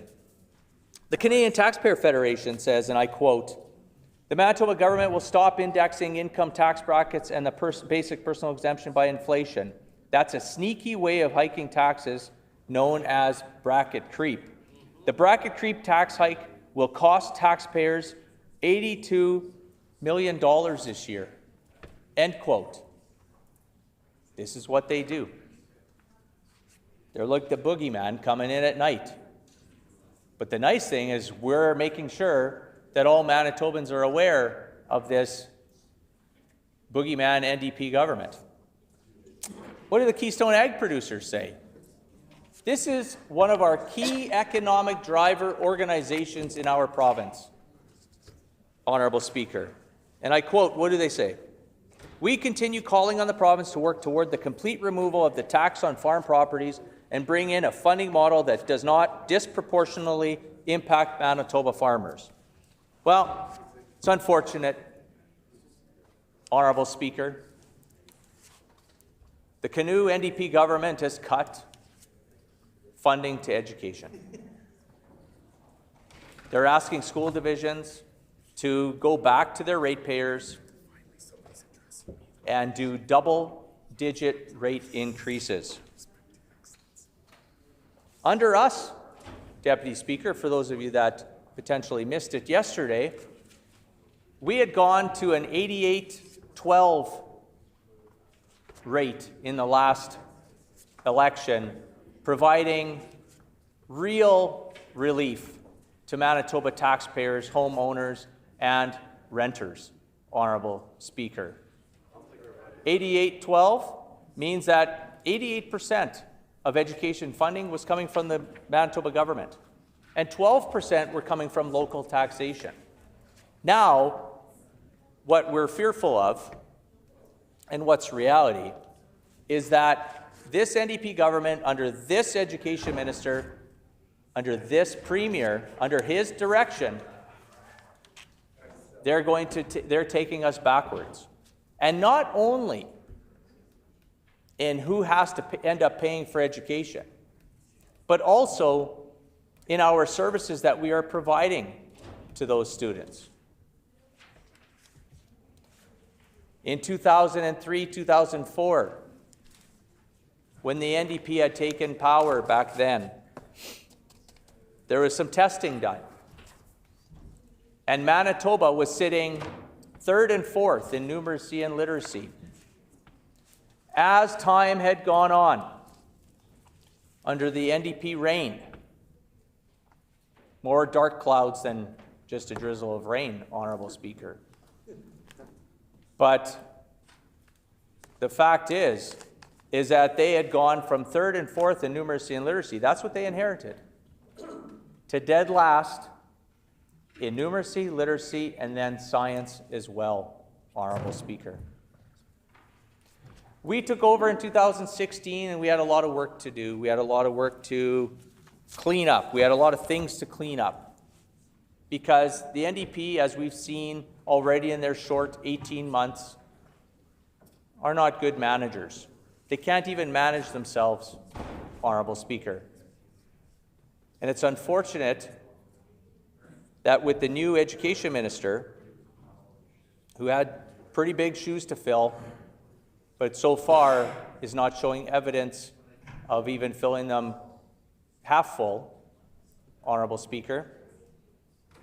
When we took over and in the last results, we had seen that we moved from dead last in the country to 6th and 7th in numeracy and literacy and in science, Honorable Speaker.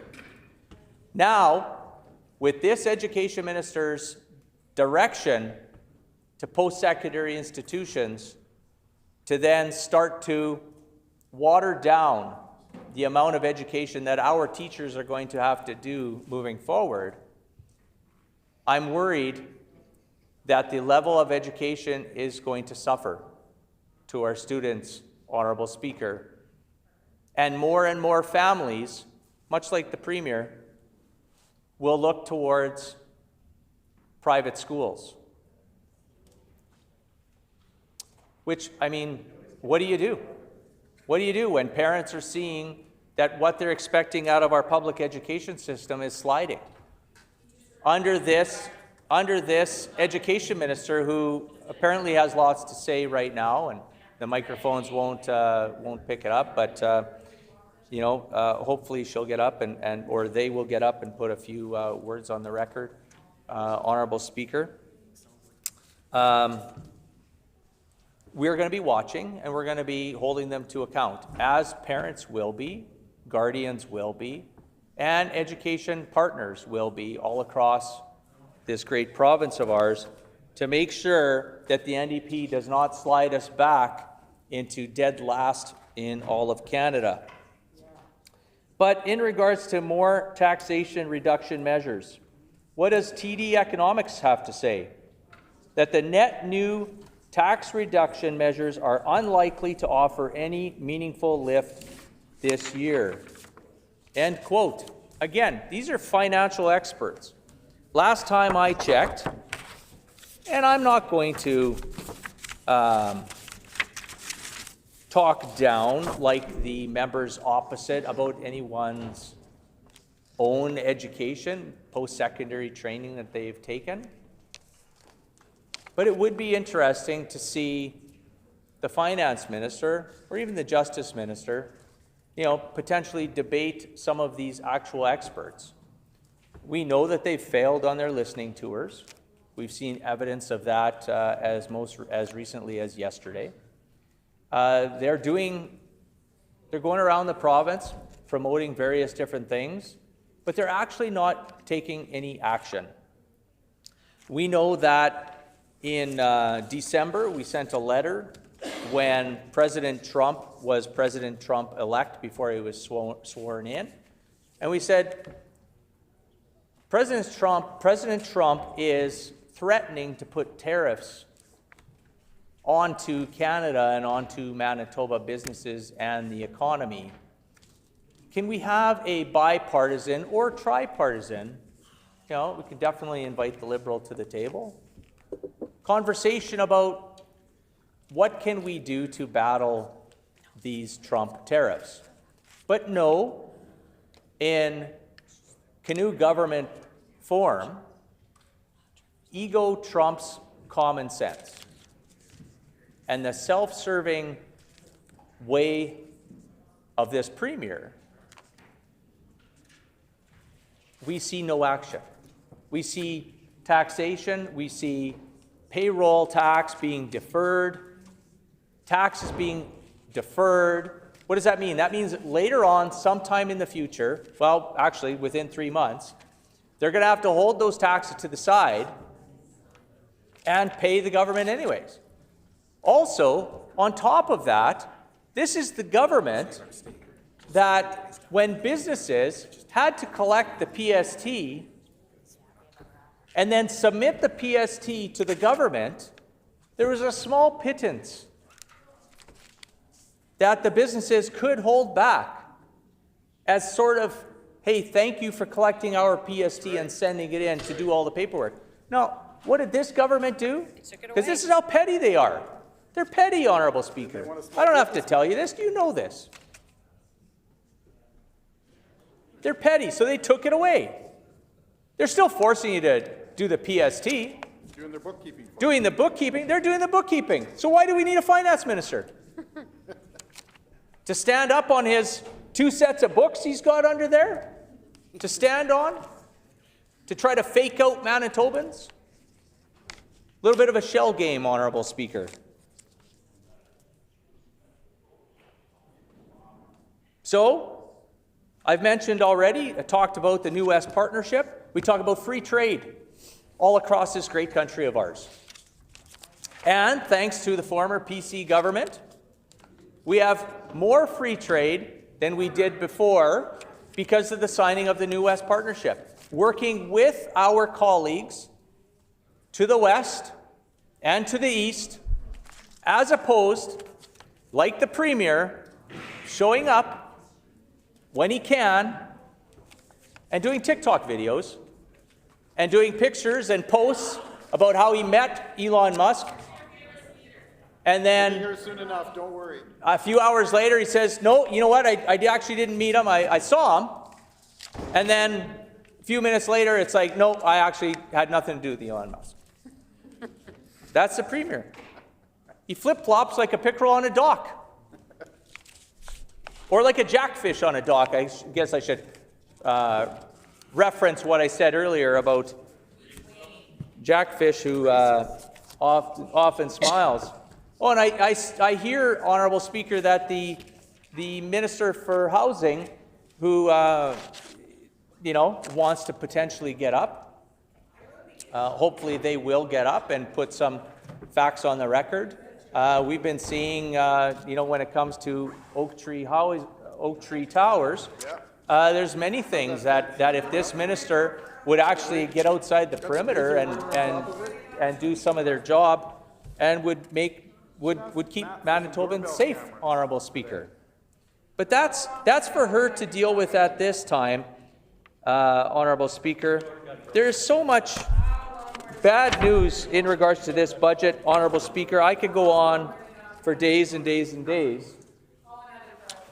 And so the Families Minister wants me to call another press conference. I'm not sure if we're going to talk about her Premier's failings to disclose his ethic violations or his potential British Columbia door-knocking trip,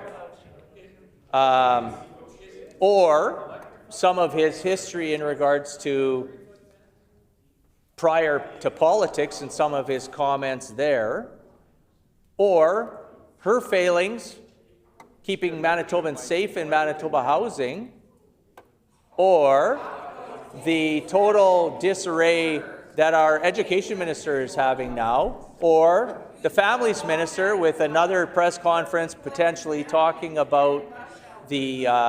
Order, please. The Honourable Minister of Housing, Addiction and Homelessness will please come to order.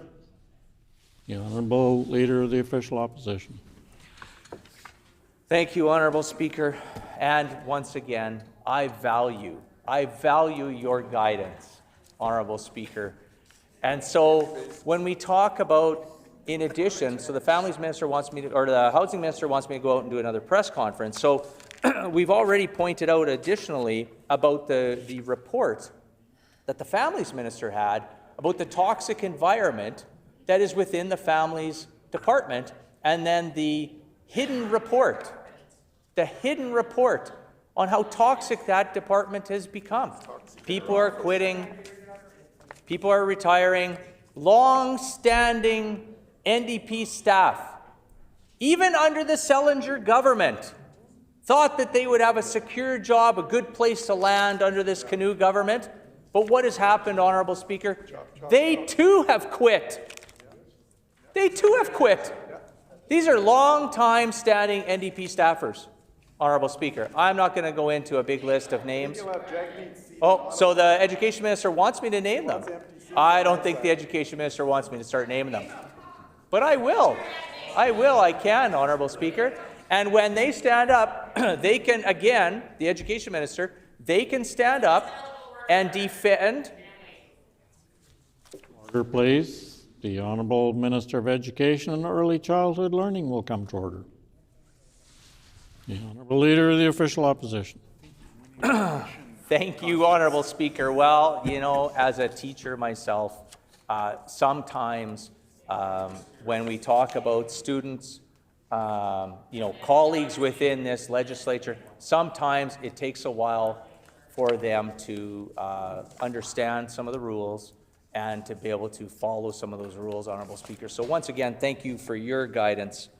So I guess we were talking a little bit about the fact that the Education Minister, when we were talking about this budget, was standing up yesterday and actually defending the Premier on the fact that he's broken the Ethics Commissioner laws and rules. And again, Honourable Speaker, nobody on this side of the House or anybody out there watching today, the hundreds and thousands of Manitobans watching today, would begrudge the Premier for attending any Grey Cup team, especially not. I mean, he's the Premier. I respect the position. Don't get me wrong, I absolutely don't respect the person, but I respect the position, Honourable Speaker. And that person, the Premier, absolutely go and support our Winnipeg Blue Bombers in the Grey Cup. Honourable Speaker, I could not afford the private jet that this Premier had gone on, but even today in question period, Honourable Speaker, the Premier talks about how his private jet trip was an actual vacation.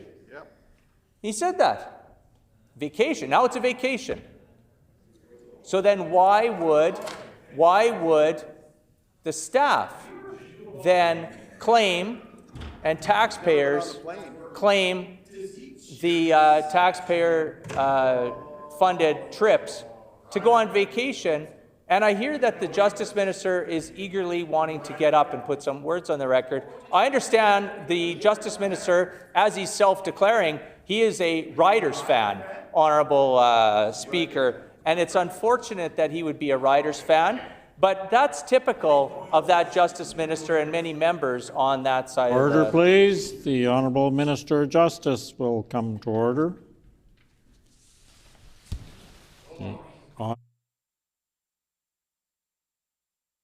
The Honourable Leader of the Official Opposition. Thank you, Honourable Speaker, for your guidance, and yet, once again, I appreciate your guidance. When we talk about bomber support, If the shoe fits. we talk about Miles Gurrell. These are people that I grew up watching, Honourable Speaker, and for days out in rural Manitoba, we would get together with friends and we would play football, of course. And you know, back in the day, Tommy Clements was a great quarterback for the Winnipeg Blue Bombers, and I was a big fan. Of course, Huff Nagel and Dieter Brock, many others, you know, Joe Pop, and others. And I know that both now, the Education Minister and the Justice Minister are having almost like an arm wrestling match, Honourable Speaker, over who should cheer for the Saskatchewan Rough Riders as much as they possibly can, Honourable Deputy Speaker. So we also take a look, Honourable Speaker, in regards to this budget, that there are two deficits in this budget that go from bad to worse. $800 million, and the other one's $1.9 billion. Honourable Speaker, we saw last year... Please, the Honourable Member for Riding Mountain will also come to order. The Honourable Leader of the Official Opposition. Thank you, Honourable Speaker. I wasn't sure if I should just remain standing or have a seat for a bit, but I appreciate you again for your guidance, and I know that since you've been chosen or elected Speaker, this has not been necessarily one of the easiest jobs in the world. So I do thank you for the job that you have been doing, and much like myself, not only being a classroom teacher, but also guidance counseling, working with students with emotional and behavior and social disorders, also with career. I know that it must have been really tough at times going to the NDP caucus and having to sit there and deal with those types of behaviors. But it sets you up well to do this job as Speaker, Honourable Speaker. So there's Order, lots please. of I will remind the Leader of the Official Opposition to leave the Speaker out of the debate, to stick to what he's supposed to be talking about. The Honourable Leader of the Official Opposition. Thank you, Honourable Speaker. I will definitely leave you out of the debate. I apologize, but I do want to reiterate the fact that I do think the Speaker's doing a great job.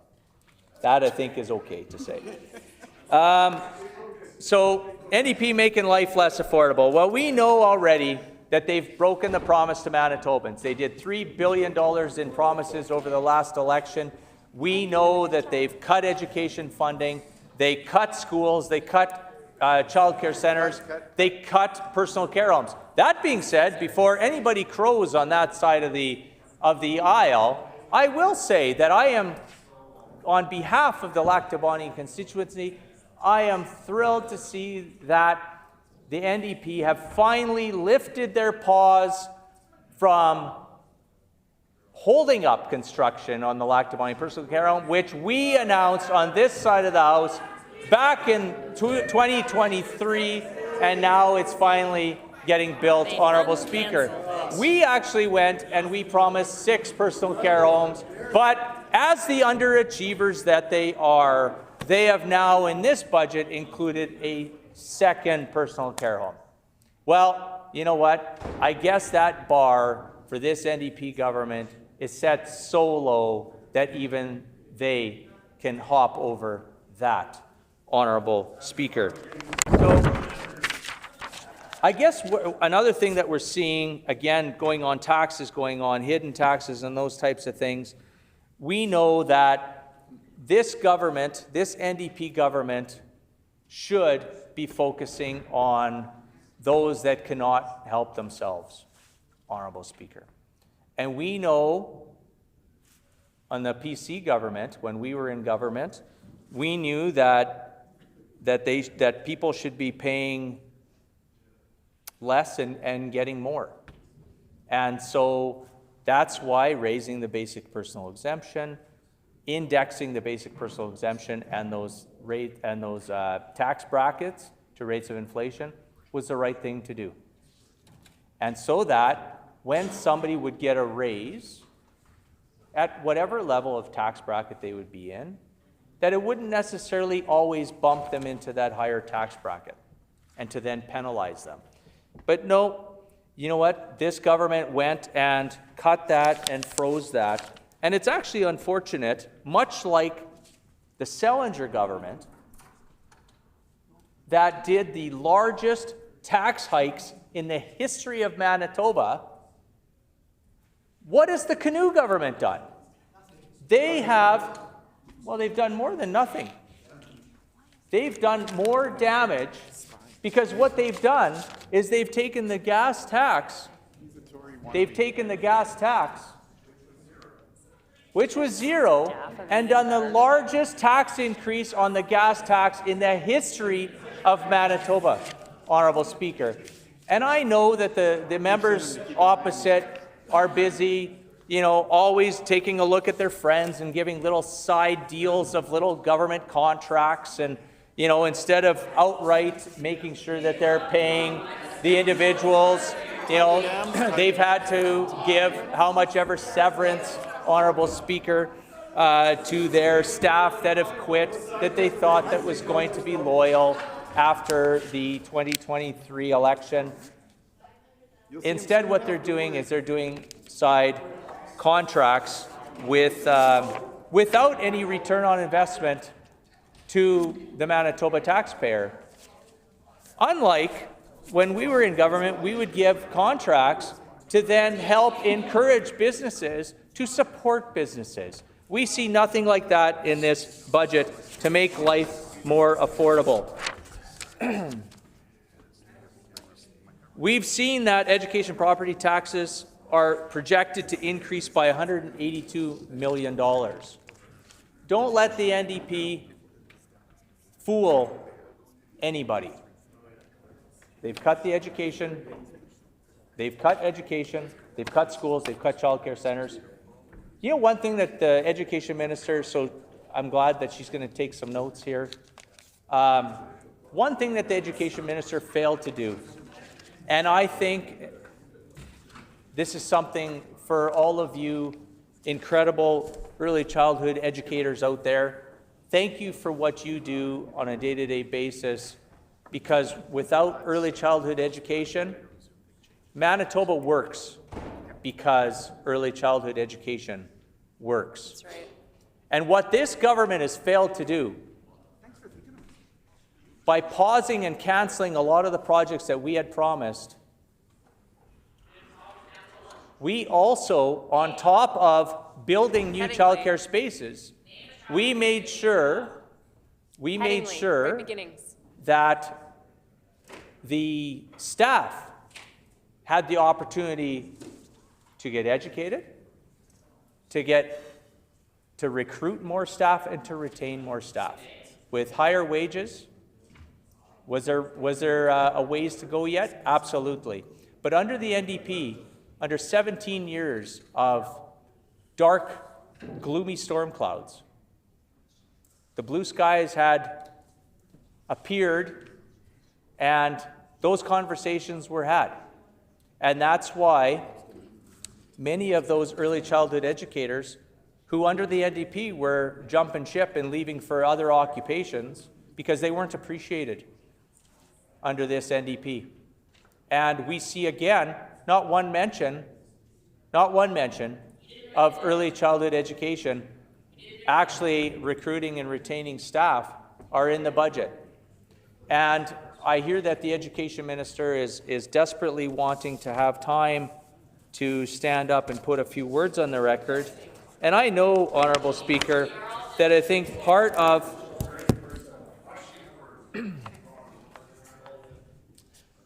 what we see here is that we have a failed canoe government.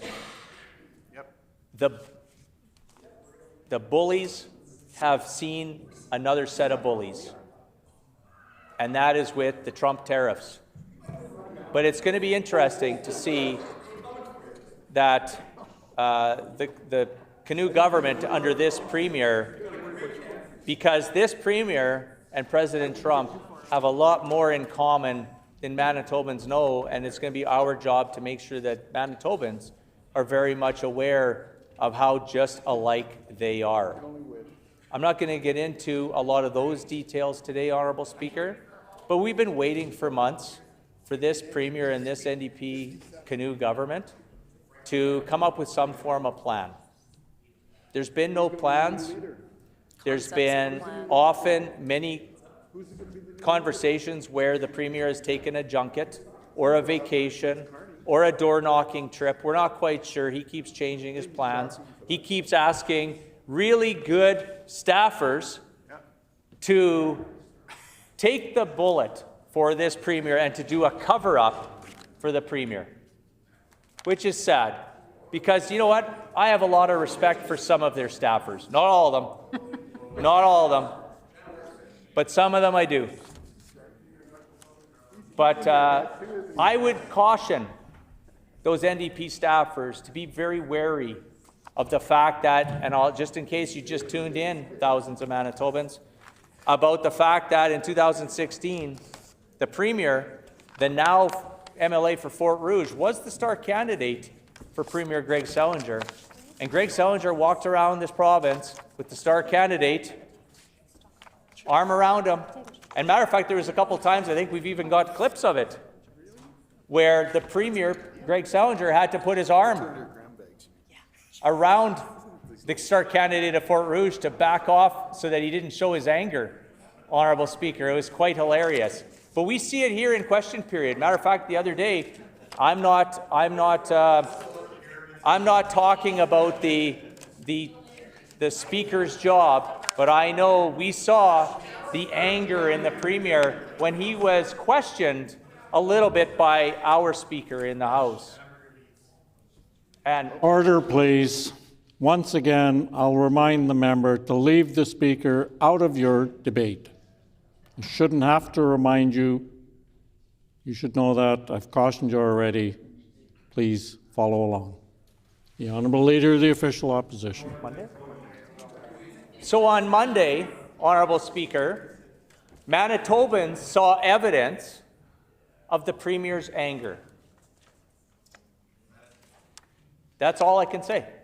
Whether it was challenging somebody of authority or not, that's all I can say.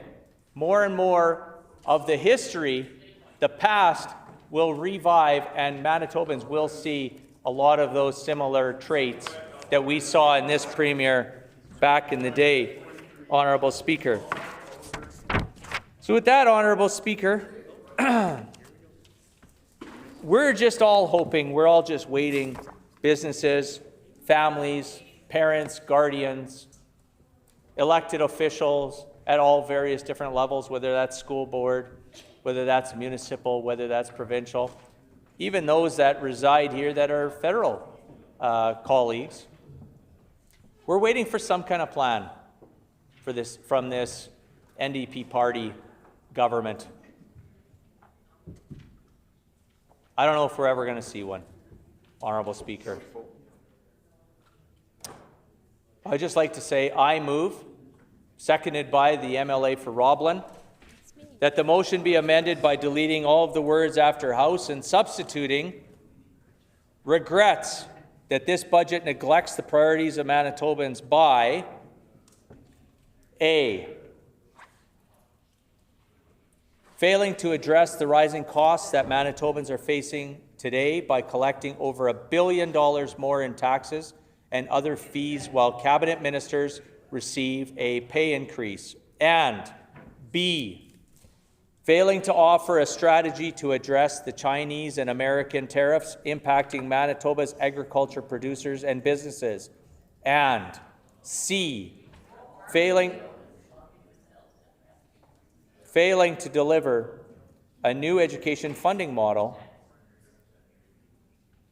which in turn has resulted in a historic rise in education property taxes for Manitoban homeowners, and D, failing to commit to lowering the education tax for Manitoba businesses, and E, failing Manitoba parents by cutting childcare funding by hundreds of millions of dollars, and F, failing to address the provincial government's bail reform policy when it comes to violent criminals and repeat offenders, and G, failing to increase investment in the RCMP in Manitoba and law enforcement as a whole, and H, failing to invest in the protection of Manitobans from violent crime, and I, failing to address the diagnostic and surgical wait time backlog, and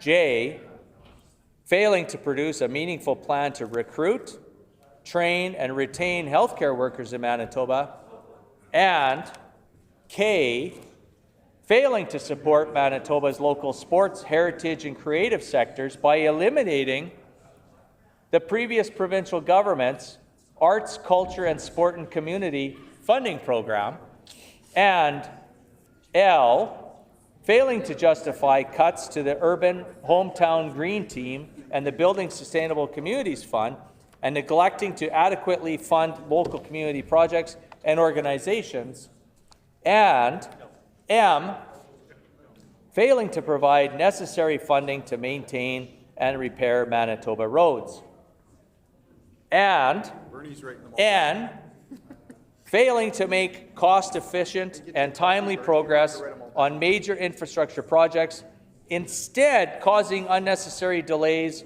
and budget overruns. And O, failing to come forward with a meaningful plan to address the many issues in Manitoba's vulnerable communities. And P, failing to prioritize new school builds, resulting in exponential cost increases on Manitobans. And Q, failing to make effective use of government resources by disregarding years of collaborative work already conducted by the previous provincial government on numerous initiatives, such as a new public funding model, a comprehensive critical mineral strategy, an Indigenous excellence in education policy, a strategy to recruit and retain French-speaking educators, and consultations on Lake Manitoba and Lake St. Martin Channel projects. And are failing to provide the necessary investment to recruit and train needed conservation officers Order, in Manitoba. please. If I could ask members to please remain quiet, I need to be able to hear what the member's saying for his motion, and if everybody else is talking, I can't hear. The Honourable Leader of the Official Opposition. Thank you, Honourable Speaker, once again for your wisdom and your guidance. R, failing to provide the necessary investment to recruit and train needed conservation officers in Manitoba. And S, failing to prioritize the expansion of Manitoba conservation offices. And T, failing to provide a realistic plan to balance the budget by 2024. I apologize. T, failing to provide a realistic plan to balance the budget by 2027. As a consequence, the provincial government has thereby lost the confidence of this House and the people of Manitoba. Thank you, Honourable Speaker. Here.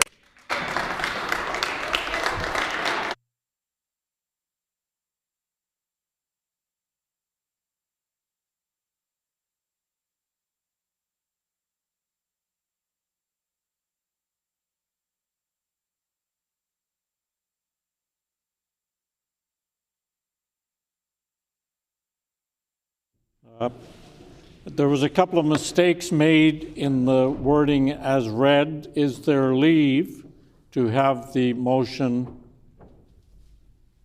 entered into Hansard as written? Agreed. Agreed, and so ordered.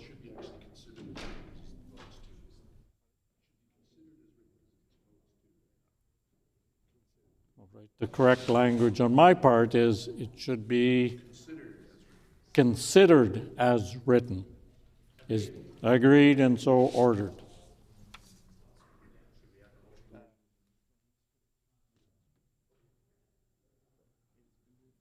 It has been moved by the Honourable Leader of the Official Opposition, seconded by the Honourable Member for Roblin, that the motion be amended by deleting all of the words after House and substituting regrets that this budget neglects the priorities.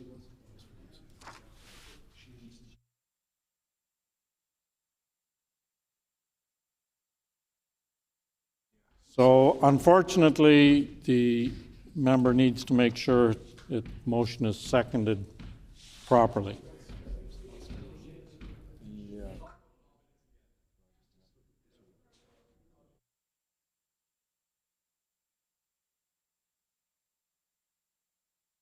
Honourable Leader of the Official Opposition. Thank you, Honourable Speaker. Would you like me to reread it? I can do the motion, and as the, I'm sure Hansard can see, or the video could see, that the seconder was there, or do you want me to reread it?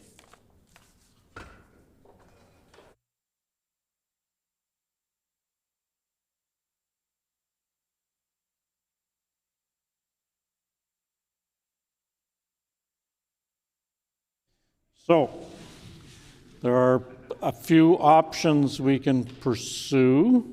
One of them is to make sure the seconder is in her chair, as the member said. The other is to ask for leave to have a different seconder.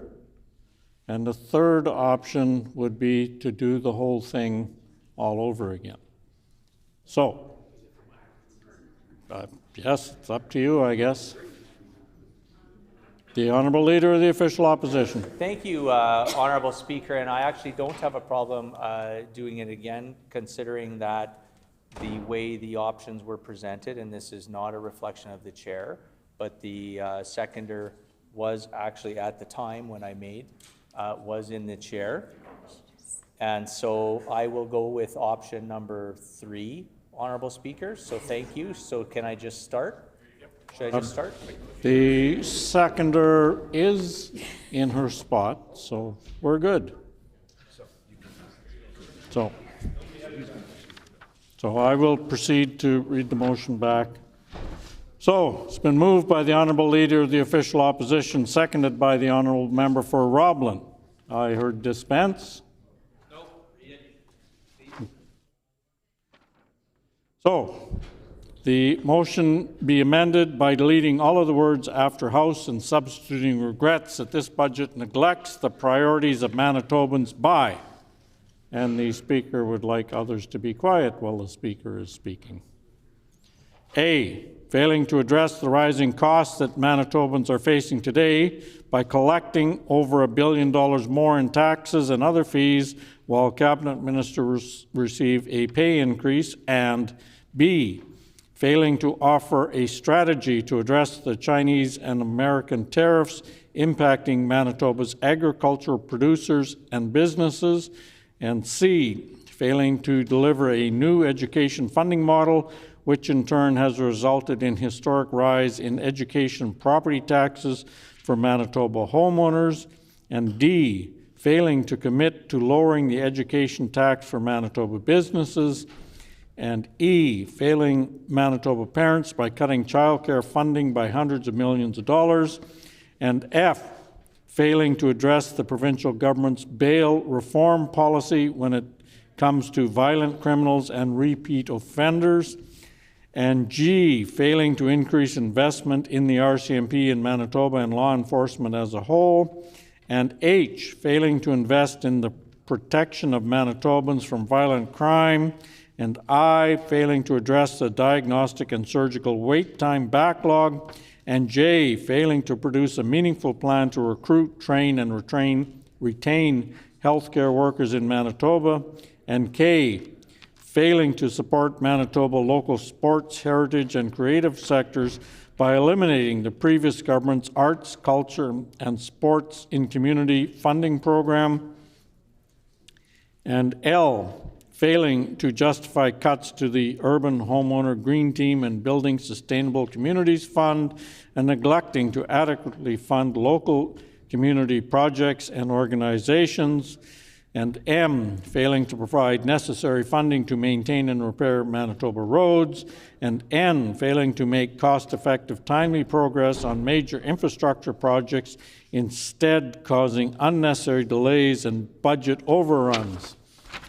And O, failing to come forward with a meaningful plan to address the many issues in Manitoba's vulnerable communities, and P, failing to prioritize new school bills resulting in exponential cost increases on Manitobans, and Q, failing to make effective use of government resources by disregarding years of collaborative work already conducted by the previous provincial government on numerous initiatives such as new public school funding model, a comprehensive critical mineral strategy, an Indigenous excellence in education policy, a strategy to recruit and retain French-speaking educators, and consultations on Lake St. Martin, Lake Manitoba, and Lake St. Martin channels project, and R, failing to provide the necessary investment to recruit and train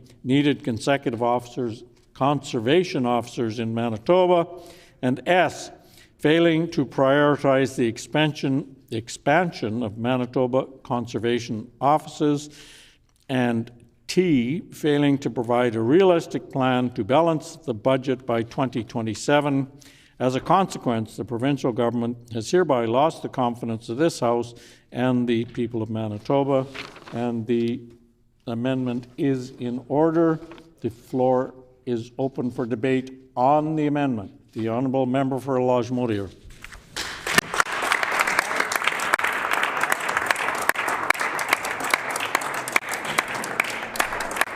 Thank you, Honourable Speaker, and wow, I want to congratulate everyone who survived that wicked journey we were just taken on. We're on the other side of it. Honourable Speaker, it's my pleasure to stand here today and speak to the phenomenal budget our Finance Minister and his team put together to lead our province through these uncertain times. There's so much to be excited about in this budget, but before I get to that, I have to thank our Minister of Finance, the Premier, their teams, and everyone that contributed to the budget process. In the lead up to this year's budget, there were extensive consultations and budget town halls. These were great meetings that happened across the province of community members and members of our team. They were great exchanges of ideas, learning from each other, and we also learned about the many priorities that people brought forward. I went to one in South Winnipeg. There's probably about 60 folks there. Many members of our team were there. I heard from people who were advocating for recreation and community development. I learned from the Hutterite Manufacturers Association, who's actually in the gallery with us right now. Thank you for being here.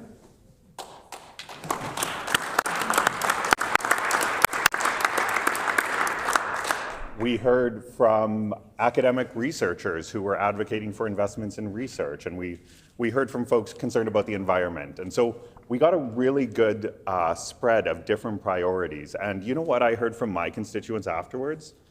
I had a constituent actually tell me that she felt proud after leaving that budget town hall.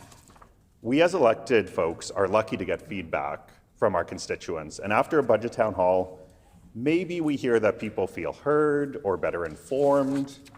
And if you're at a PC town hall, maybe disillusioned and frustrated.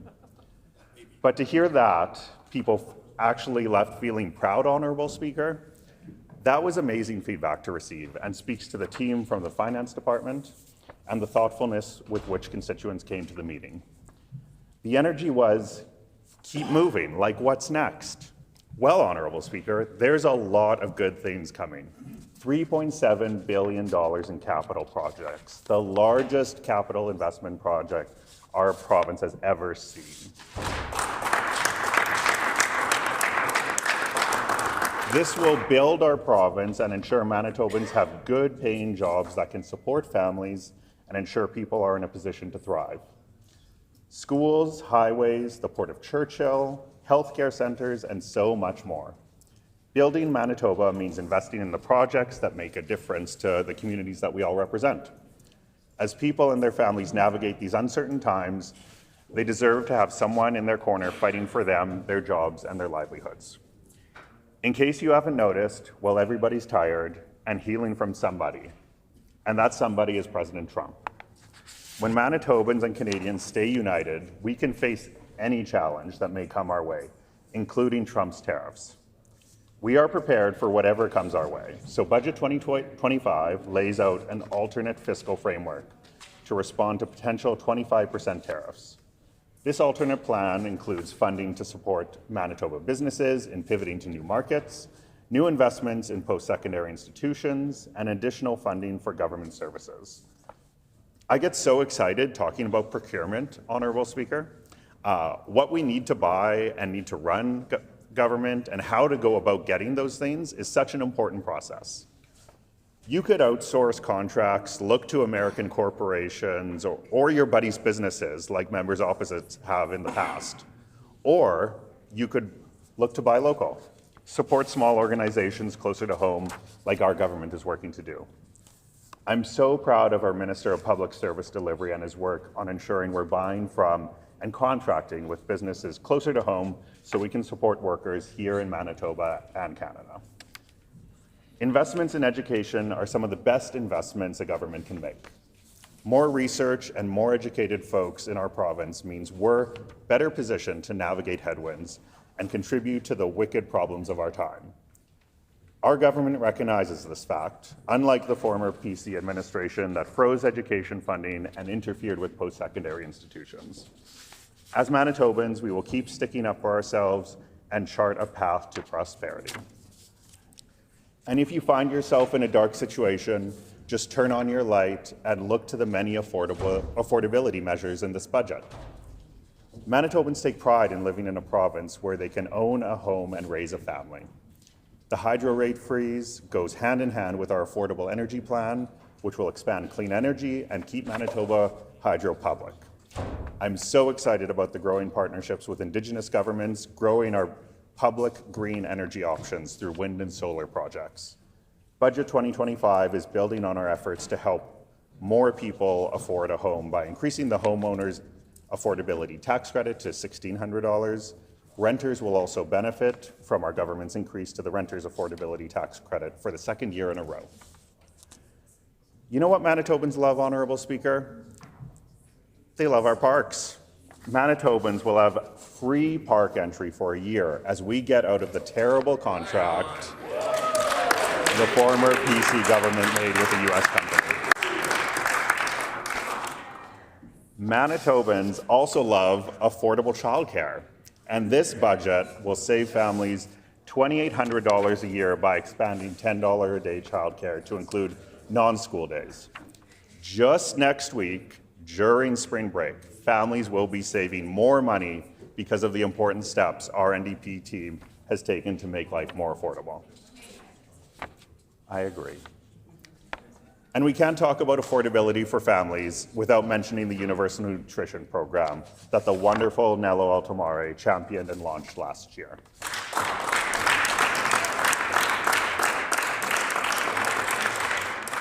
His leadership laid an important foundation for student success and poverty reduction in the province. And as our stupendous Minister of Education and Early Childhood Learning continues his work, in this budget, we have Nello's Law, which makes permanent the universally accessible school food program. This program is a pivotal part of ensuring we increase school attendance, students' ability to reach their full potential, and everyone is able to successfully contribute to their communities. I come from a background in education. I worked with students, and food security, nutrition was an important part of the programming we offered students and their families.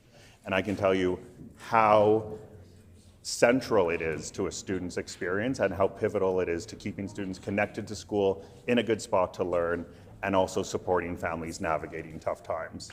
I recently had the opportunity to also tour the René Delorme Center at the Louis Riel School Division, and they are doing amazing things, giving older students the opportunity to volunteer and build skills in the culinary arts through this Universal Nutrition Program. Because of this funding our government is putting in place, students are having job opportunities and furthering their careers in the culinary arts, and also meeting the needs of their younger cousins, siblings, and classmates. This year's budget also removes barriers preventing Manitobans from working and strengthening our EIA support. We're doing this by increasing the earnings exemptions of monthly earnings to $500. Your energy is yours and mine is mine, Honourable Speaker. The energy our team is putting out there, Honourable Speaker, is one of partnership, unity, and intentionality. We've proven that we stand together as one united people. We can take on any challenge that comes our way, investing and building those systems that Manitobans rely on and take pride in. In Budget 2025 takes a new approach where 11 new schools follow a design standard that's fiscally responsible and built by Manitoba workers. After 7.5 years of Conservative cuts, our government is continuing our investments in healthcare. I want to highlight a few particular investments we're making: the building of a new ER at Victoria Hospital and the Mature Women's Health Centre. I can't underline with enough ink or bold fonts or highlighter how much the Mature Women's Health Centre speaks to what we collectively value here on this side of the House. The previous PC administration closed this important public service.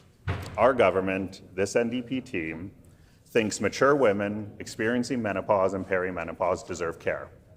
Their well-being matters, and a provincial government shouldn't turn their backs on Manitobans. Honourable Speaker, closing ERs, abandoning personal care homes, freezing wages, and firing healthcare workers. Members opposite are lucky that props aren't allowed in the chamber, because this is the moment that I pull out the scroll to list the many, many, many ways the previous government failed Manitobans in healthcare. Honourable Speaker, are we investing in childcare? Yes, and we're looking to procure closer to home. Are we building new affordable rental units? Yes, and we're protecting reproductive rights in Manitoba by making Plan B free. Are we renovating J.H. Bruns Collegiate? Yes, and we're providing contingency funds for possible Trump tariffs. Are we investing in community safety? Yes, and we're ensuring folks on EIA have a pathway to meaningful employment. Honourable Speaker, our NDP Finance Minister has put forward a budget that meets the moment. I thank him and his team for showing Manitobans that it is possible to build important infrastructure while recognizing the needs for contingencies. This is a thoughtful, loving document that lays out a path for all Manitobans to succeed and contribute. Thank you.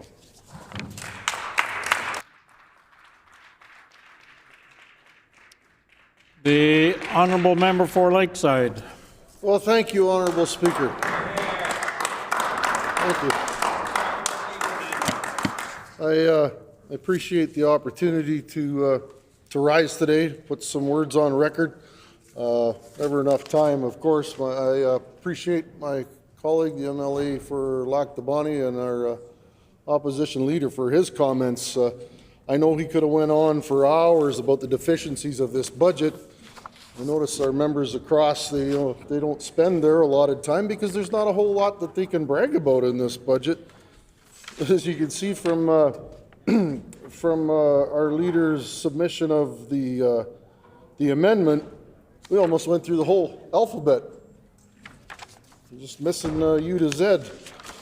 But yeah, I'm pretty happy to stand up and be able to put some words on the record for not only my constituency of Lakeside and the concerns that we have in the budget for my constituency, but mostly for my critical role is in municipal relations and what this budget is not doing for municipalities and small businesses and the hard-working Manitobans out there that are quite concerned about the times that are upon us here. So, Honourable Speaker, the 2025 Manitoba NDP budget can be aptly compared to the slogan, reduce, reuse, and recycle, but not in a way that benefits municipalities. Instead of introducing bold, substantial funding solutions, this budget reduces the real value of municipal funding by offering a mere 2% increase, an amount that doesn't even keep pace with inflation, forcing municipalities to do more with less. Essential programs like building sustainable communities and the Green Team, which once provided robust support for local projects and employment, they've been reused in name only, replaced by the inferior One Manitoba Growth Revenue Fund and from the ground up. While it may look like an investment, this new fund merely reshuffles existing money under a different label, much like rebranding an old product to make it seem new.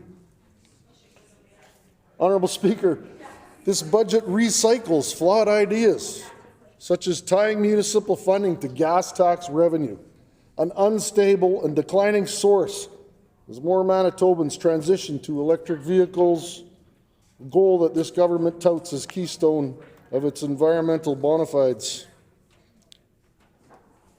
This setup raises some serious concerns, Honourable Speaker. If the government decides to cut the gas tax again for political gain, or if gas consumption continues to drop, municipal funding will take a direct hit instead of creating a forward-thinking, diversified revenue model for our local governments. The province has chosen to repurpose outdated, unreliable strategies that fail to address the real needs of Manitoba municipalities. This budget ostensibly presents itself as a commitment to strong, sustainable communities, but upon closer examination, it falls painfully short. What is being sold to municipalities as an improvement is in reality an unstable and insufficient model that shifts the burden onto local governments without giving them the tools to succeed.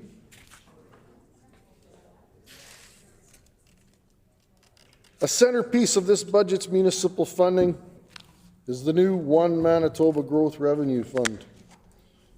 Honourable Speaker, with a $12.4 million supposedly dedicated to local government needs, but let's be clear, this fund is a poor quality knockoff of previous initiatives like building sustainable communities and urban hometown green team. These were well-established, effective programs that directly supported municipal projects, community infrastructure, youth employment. They were structured, reliable, responsive to the real needs of local governments. By contrast, the One Manitoba Growth Revenue Fund introduces a volatile, uncertain mechanism that jeopardizes municipal sustainability.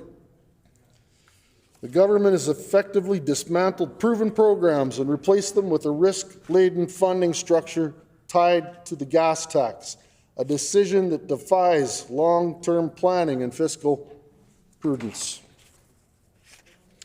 Tying municipal funding to gas tax revenue is not just misguided, it's reckless. As Manitobans increasingly adopt their electric vehicles and fuel efficiency improves, gas tax revenues will inevitably decline. What happens to municipal funding when this revenue source dries up? Will municipalities be left scrambling to fill the gaps? Moreover, this just isn't a theoretical problem. The Premier has already demonstrated a willingness to cut the gas tax as a political maneuver to boost public approval. What assurance do municipalities have that this funding stream will remain intact? What happens the next time his government needs a popularity boost and decides to eliminate or reduce the gas tax again? Local governments deserve a stable, predictable source of revenue, not one that is at the mercy of fluctuating gas consumption and political whims. So, Honourable Speaker, I worked in the last 15 years in the petroleum industry, selling petroleum to farmers and businesses, and they're looking for more efficient ways to run their farms, their businesses. Every day, people driving back and forth to work are looking for better ways to economize their fuel efficiency. So we're looking at a decrease in consumption, and I've seen it in my reports over the years that, as I said, farmers look for ways to use less fuel in their operations, and businesses as well, because of the rising prices of fuel and energy. So this is a trend. It's a trend we're going to see that less liters will be used and less gas tax revenue will be there. Honourable Speaker, the budget touts a 2% increase in base municipal operating grants. They call it an escalator funding, but if costs are also on that same escalator, we get nowhere. Let's put that into perspective. Inflation in Manitoba has been running significantly higher than 2%, particularly when it comes to municipal costs like road maintenance, salaries, materials, emergency services, and public infrastructure.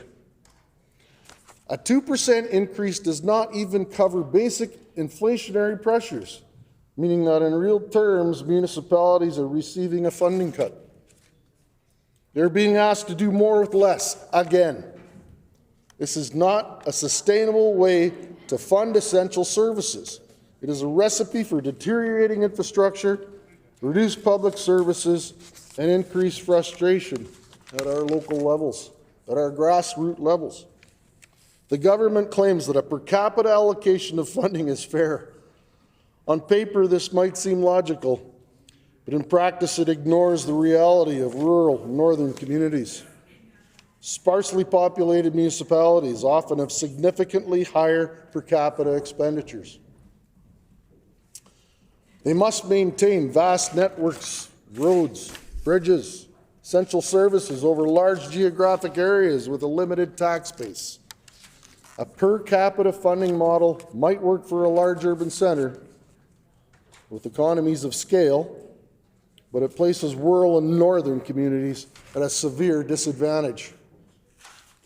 Instead of applying a simplistic one-size-fits-all formula, the province should recognize the unique financial burdens these municipalities face and structure their funding accordingly. The Association of Manitoba Municipalities has consistently advocated for predictable, sustainable funding.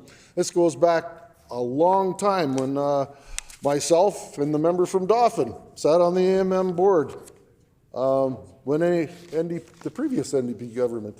This is something that municipalities were advocating for then. They've made it clear that trying funding to a declining gas tax is not a solution. They've also called for an annual funding escalator to keep pace with rising costs. Yet this budget ignores those concerns. Moreover, Manitoba municipalities are stuck with an outdated revenue model that relies almost entirely on property taxes. In other provinces, municipalities have been granted more diverse revenue-generating tools. So we're hearing from municipalities, Honourable Speaker, that this budget we're going to see rising education taxes. We've already seen it in our municipalities. And what municipal councils are hearing is that amount of school taxes is overriding the amount of property taxes, and they're taking the hit for it. They're taking the heat for it because people are complaining about their property tax bill when over 50% of it in some municipalities are now education taxes, which has been caused by our NDP government. In Alberta, municipalities can generate revenue through local fuel taxes and tourism levies. In British Columbia, cities like Vancouver impose a municipal sales tax or a hotel tax. In Ontario, Toronto has the ability to implement a municipal land transfer tax, among many other tools. So why is Manitoba so reluctant to modernize its municipal revenue framework? If this province refuses to provide adequate funding, then at the very least, it should give municipalities the ability to raise revenue in ways other than increasing property taxes. Local governments should have access to fair taxation powers that reflect the economic reality of their regions. Every region, municipal region in rural Manitoba and in northern Manitoba have different realities in their regions, and we need to realize that. And per capita funding is not one way that is going to be successful or beneficial to those areas. Honourable Speaker, this budget includes a $1 million increase in the From the Ground Up program. This sounds promising until you realize that it's still $12 million short of where it was in 2023. This means that funding for our community revitalization projects remain woefully inadequate. Similarly, while the Green Team program is receiving an increase of $1.3 million, this does not come close to restoring to its previous levels. These cuts harm municipalities, nonprofits, youth employment opportunities, undermining the very programs that help build strong communities. Now, Honourable Speaker, members on the other side have argued in the last budget's debates that those were pandemic levels for Green Team and building sustainable communities. Yes, communities were in a crisis during the pandemic, and Honourable Speaker, communities are in a crisis now with the threat of tariffs and what we have going on to our neighbors south of the border. So I don't really care to hear that argument ever again. The 2025 Manitoba budget is not a budget for municipalities, Honourable Speaker. It's a budget that leaves them scrambling for financial stability. It's a budget that offers short-term optics over long-term solutions. It's a budget that fails to recognize the real challenges facing local governments across our province, our grassroots governing people. Manitoba needs a new approach. It needs a stable, predictable municipal funding model that is not tied to volatile revenue sources like the gas tax. It needs an annual escalator that ensures municipal funding keeps pace with inflation and rising costs. Needs expanded revenue tools for municipalities, allowing them to generate income beyond property taxes. Needs a fairer funding model that recognizes the unique challenges of rural and northern communities. We need a government that doesn't just shuffle money around in a shell game, but genuinely invests in our municipalities. Our communities deserve better, Honourable Speaker, and it is our responsibility on this side of the House to demand better. Honourable Speaker, I got a number of small businesses in the constituency of Lakeside that are into manufacturing. One in particular that I was a strong advocate for and supported in my time on council to make sure that these people got the support they needed. It was Aeroquip and just recently Yakta Manufacturing. 70+% of their manufacturing goes south of the border, and they're quite concerned with the tariffs that are upon us. So it's a huge concern. Centerport is in my constituency, a good portion of Centerport, and a lot of manufacturing, a lot of trucking industry in Centerport, and all these businesses are concerned with this government's budget of what's going to become of their businesses. Small companies, especially those relying on exports to the U.S., they've got a particularly difficult time deciding how to handle additional costs. They've got smaller financial margins than some of the bigger companies. And in the case of sudden increases with these exportation costs, they'll feel the blow of this trade war more harshly than others. Already, some small Manitoba businesses have had delayed shipments and canceled contracts due to these tariffs, and it's a huge concern. It's a huge concern to us on this side of the House and our constituents. Some of the infrastructure announcements in the budget, and I read the petition today, Honourable Speaker, on the project of Provincial Road 227. An economic artery that connects some hubs here in Manitoba that could increase efficiencies of transportation and exporting across our province and into Western and Eastern Canada. We never heard them put that back in it. There was a lot of re-announcements of projects that the previous PC government had started, but PR 227 wasn't one of them, and my constituents are more than disappointed. We're at an affordability crisis here, Honourable Speaker. People are struggling to make ends meet day to day. If we start having people losing their jobs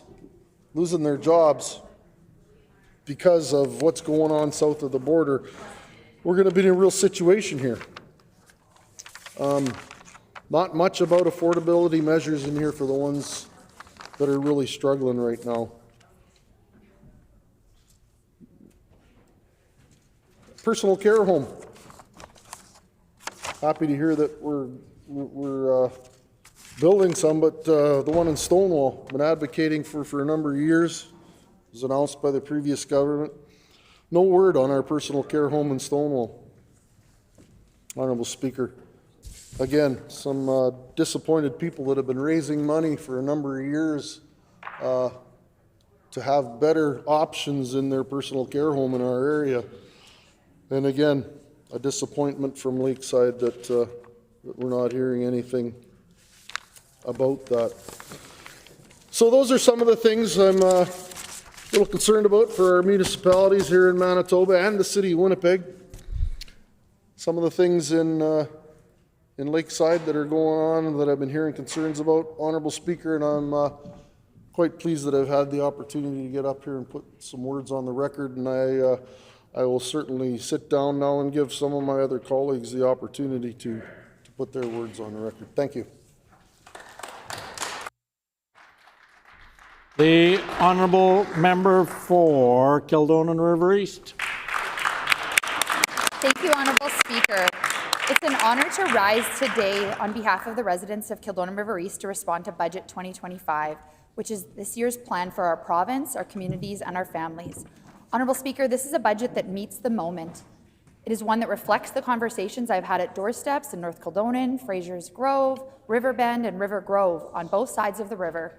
We have spoken at community gatherings, at Gateway Community Club, Red River Community Centre, and over coffee with parents, educators, and seniors who simply want a Manitoba that supports them in living a good life. We all know that last few years haven't been easy. Families have faced rising costs, long wait times, and systems weakened by cuts and neglects under the previous failed Pallister-Stephenson PC government. But instead of turning away from those challenges, this NDP government is facing them head on, and this budget is evidence of that. We're building a Manitoba that puts families first, that invests in people, that believes government should be there, not just like now when times are tough, but to help create the conditions where everyone can thrive. Nowhere is that clearer than in our approach to early childhood education and care. Honourable Speaker, as a working mom, I know what it's like to navigate the childcare system. We loved our daycare, but at first we could not find one for our firstborn child. We eventually did at a Kinderlinks playgroup here in River East Transcona School Division. I initially found a home daycare from another mom in the class. There was only a part-time spot available for my infant to maintain the ratios required at her home daycare center. My husband, who is a small business owner, shifted his work schedule to work Saturday and Sundays so he could be with our baby 2 days a week. Fortunately, my mom helped that third day as I went back to work full-time with a new baby. I vividly remember crying at my work desk. Postpartum depression is a real thing. Postpartum anxiety is a real thing. You don't always see it when you're in it. But women, you are not alone. I will say it again. Women, you are not alone. I was back at work for a number of months before we were blessed with our second child.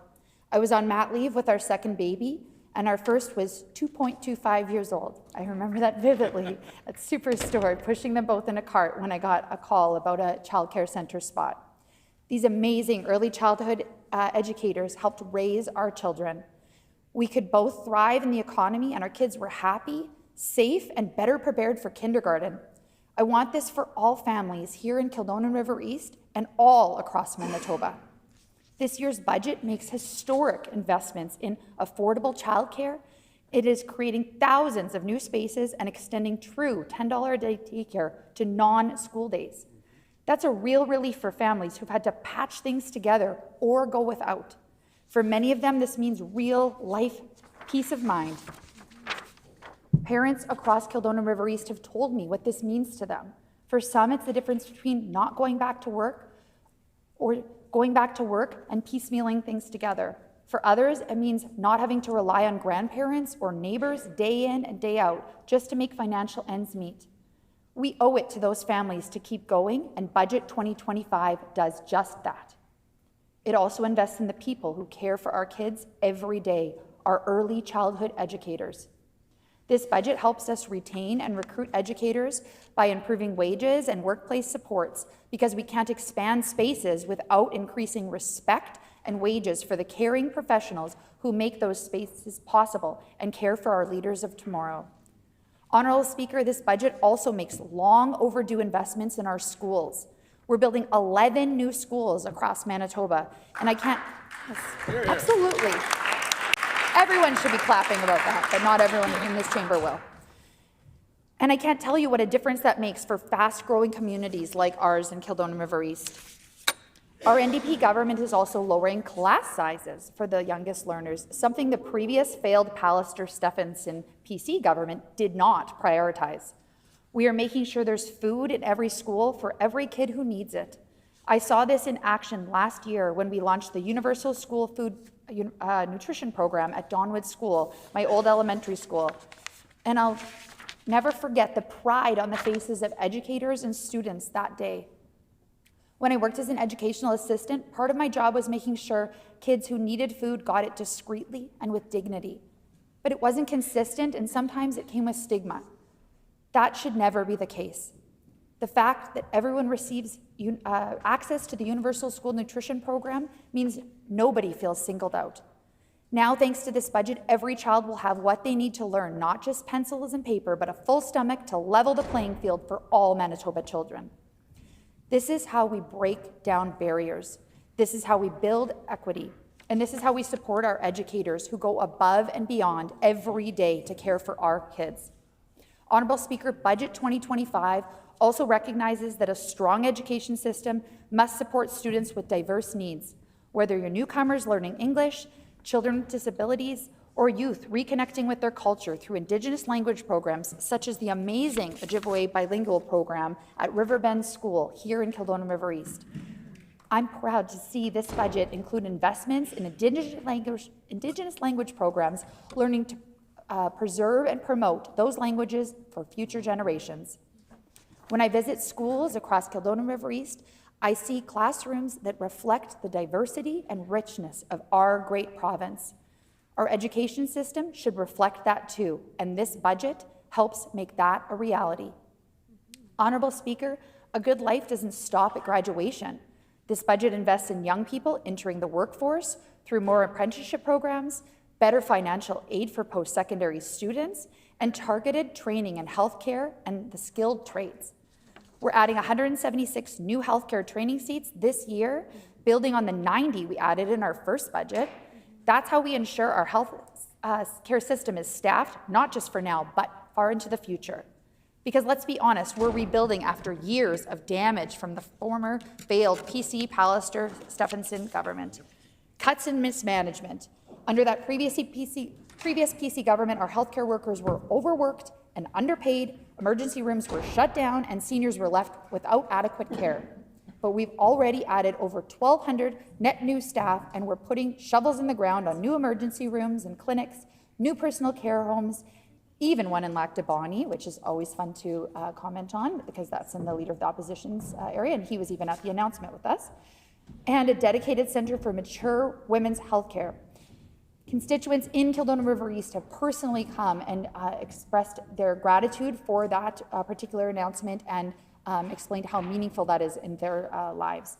Kildonan River East constituents told me that these priorities are ones that will mean so much for them and their families.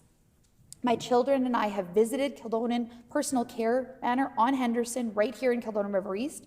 When a neighbour calls and has a concern and can't get out and about, we show up. The staff there are doing incredible work and care so deeply for our Kildonan River East neighbours. Honourable Speaker, our seniors built this province. They raised families, contributed to our economy, and now they deserve to age with dignity and security. This budget delivers on that by investing, like I mentioned, in personal care homes in Lac de Bonnie and Transcona, expanding home care, and launching an independent seniors advocate to ensure their voices and their families' voices are heard loud and clear all across Manitoba. In my conversations at places like Good Neighbours Active Living Centre, a huge community hub in Northeast Winnipeg, I've heard one consistent message from older adults. They want to stay connected, independent, and safe. This budget helps them do exactly that. Honourable Speaker, I also want to address the global context in which we're delivering this budget. We've all heard that noise coming from south of the border. It's causing concern among Manitobans, and understandably so.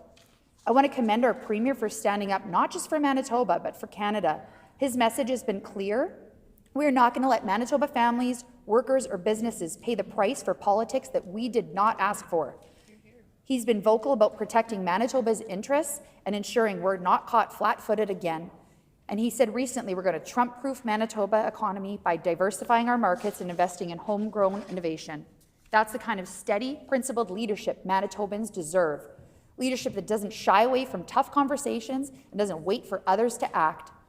Honourable Speaker, Budget 2025 is the clearest expression yet of what this government is about. We believe that healthcare is a public good, not a luxury. We believe education is a right, not a privilege. We believe that raising a family should be supported, not punished. And we believe our seniors deserve more than just kind words. They deserve to age with dignity and respect. This is what you get when you elect people who understand the struggles families face because we have lived them. It's not lost on me that we have the largest ever number of parents in our caucus, mums and dads who know what it means to juggle childcare and career, who felt the pressure of grocery bills and daycare bills. We are here because we were working on the front lines in the unbearable conditions under the failed Pallister-Stephenson PC government, and we were called to action to stand up for our neighbours and serve our communities. So I say to the families of Kildonan River East and to Manitobans across this province, we hear you, we see you, and we are delivering for you. This is a budget that lifts people up, that takes on the real issues, and that charts a course for a healthier, more inclusive, and more hopeful Manitoba. Thank you, Honourable Speaker. The Honourable Member for Brandon West. Thank you, Honourable Speaker. It gives me great pride to stand up in the chamber today and be able to speak about the motions moved by our leader, seconded by the member from Roblin, the amendments to this disastrous budget that was presented a few short days ago. Like my colleague from Lakeside, I look at the clock and note that the members from the NDP government aren't willing to speak for 20 full minutes on their budget. Disastrous is the only reason why they can't do that, Honourable Speaker, is that there is nothing to do but repeat and recycle stuff that the PC government had put on the table years ago and continue to be advocated for and moved by the NDP. So that's great news that they keep working forward the processes that this government on this side of the House had put forward and continues to live in our legacy of the work that has been done. So, looking at the amendments that have been put forward, Honourable Speaker, many of them result in the ineffective processes that have been put in place for crime, criminality, and justice within our province. And I say failed because Manitobans are feeling less safe than they did a year and a half ago. We just need to look at surveys that have been done here in Winnipeg alone about how unsafe individuals feel walking the streets here since this NDP government has taken over the reins. And it's really concerning for each and every one of them. We have elderly people being attacked while they're going to just simply buy a jug of milk to bring home and maybe bring to their grandkids or their great-grandkids. The concerns of machete attacks.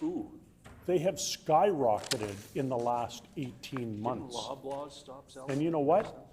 I still read almost every single day, Honourable Speaker, about machete attacks, even after this failed machete law that has been put forward. Unfortunately, the memo didn't get to the criminals that are using these weapons to make absolute gruesome assaults on individuals and increasing the feeling of not being safe that many, many Manitobans are feeling. Really, we talk about the feeling here in Winnipeg and the surveys that have been done, but on this side of the House, we have a great deal of rural constituents. and the rural constituents are feeling ever increasing anxiety and stress about public safety.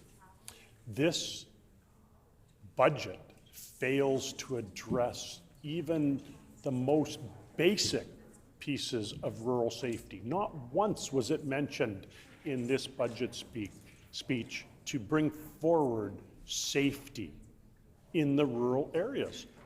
The alarm bells are ringing, Honorable Speaker. There is so many people that are concerned about the increase in rural crime. And it's not just in and around Winnipeg area. We need to remember that there's so much more in Manitoba than just Winnipeg.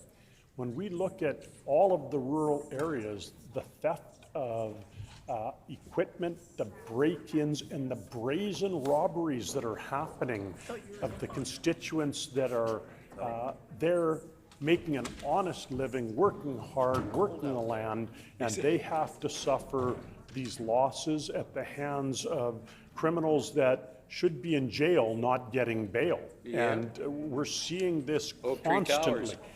And that leads me to the next point that our leader brought forward, and that is making sure that we're ensuring that the bail reform policy about violent and repeat offenders is addressed.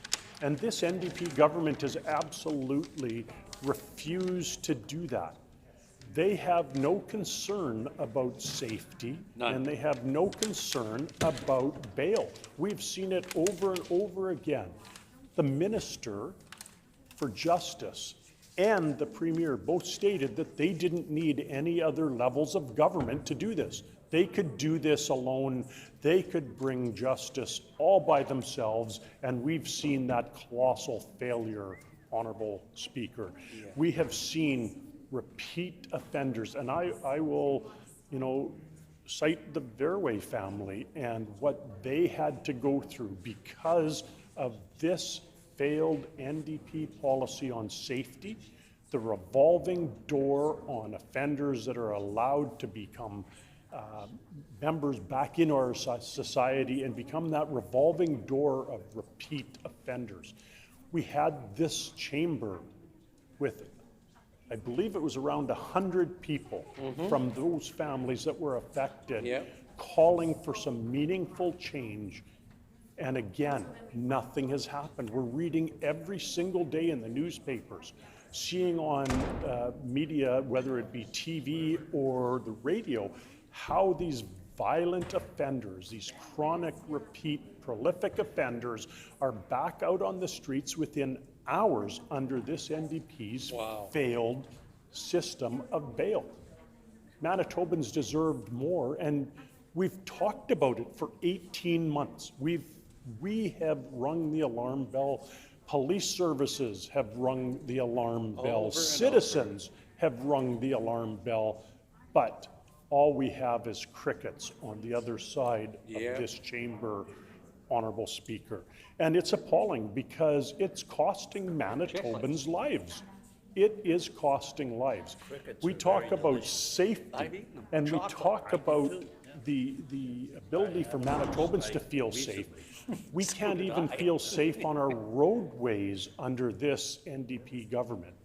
I'll give an example, was Bill 5, when amendments were brought forward. And I know it's political, and the minister said, you know what, if anything is brought forward by the PC critic, it's not worth it, it's not taking any information forward, we'll disregard 33 years of experience and really all of the issues that could have been brought forward. Don't listen to the guy that knows. What was appalling, Honourable Speaker, was the fact that the family, the Reimer family, Karen Reimer, at committee brought forward numerous proposals and amendments to help solidify Bill 5 and help have a real impact on individuals on our roadways, individuals that could be subject or could be victims to impaired driving and the results that happen because of people that choose to drink,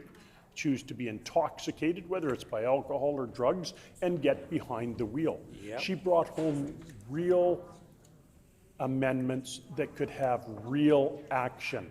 And you know what? The window dressing was let down, the shutters were slammed, Yep. and the Reimer family was asked, no, sorry, we can't do anything Yep. for you today. We haven't done anything for you in the past, and we're not going to do anything for you in the future. And it's unfortunate because it's politics over proper policy and Yep. good government. Yep. When we looked at the other side, we're talking about failing to address increased investment in the RCMP in Manitoba and law enforcement as a whole. It's no secret, the RCMP are having difficulty with staffing in this province, and it's because the underfunding by this NDP government, their ability to attract people here is lagging behind the rest of the country. And we have rural offices that are starting to collapse because they don't have enough staff. They are taking Rivers, Manitoba. They are taking care tens of thousands Riverdale. of square kilometers in their districts and not able to take care of this. And the member from Portage La Prairie brings a good point forward. Under this NDP government, they unilaterally disbanded the Rivers Police Service that took care of Rivers and the RM of Riverdale. Ron brought that up.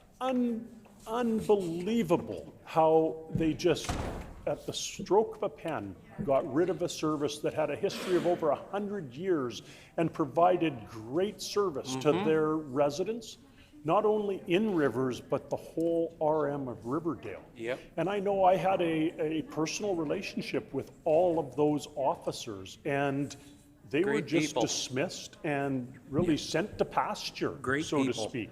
And, it wasn't Crown pasture that they were sent to. It was pasture land afterwards that, they were just told that they When's needed the next auction? to stay off of Where's the the next auction? workload. And each of those individuals had to struggle to look for new employment, but thankfully, many of the other services within Manitoba would surely scoop these individuals up so that they could continue serving Manitobans. We're failing to invest in the protection of Manitobans from violent crime.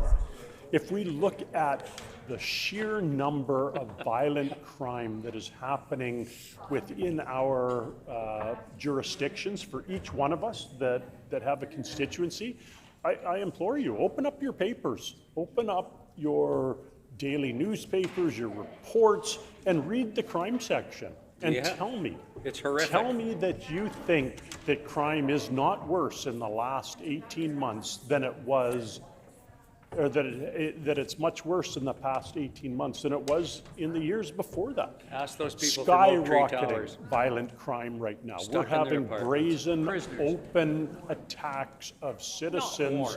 here within meters of this great building. And this is where people should be safe. It's the people's building. We Yep. want people to come here, Yep. but they're afraid, Honorable Speaker, because safety is not something that this government guarantees to individuals. As a matter of fact, I went to a few different presentations, and one where the Minister of Justice himself was presenting at to retailers and the retail theft. And Take a picture. there's been no advancements under this NDP government. They used a document from 2017 that was authored by then Justice Minister Heather Stephenson, who authored the criminal justice modernization strategy. And it was so forward-thinking and so modern that last year the Justice Minister had to use that as his PowerPoints and as his talking points when presenting to this. Wow. Yes, it was. I was proud that all of the hard work again that our government has done over the years is continuing to be used 6, 7 years later. And that's how advanced it was, and that's how forward-thinking this government is when it comes to crime and safety. Unfortunately, Manitobans have had to suffer for the past 18 months now, but rest assured, Manitobans, in the next 2.5 years, we will be back in power, and we will make sure that Manitobans are kept safe, not only here in Winnipeg, but all of Manitoba, because we'll make sure that we bring forward a plan that protects all Manitobans. Let's look at the fact that we have Manitobans that are having failed time at diagnostic and surgical wait times. Now, I say this because I'm going to skip now from justice initiatives that I've spent an easy 14 minutes on. I know the other members on their side can't talk for 20 minutes on their entire budget.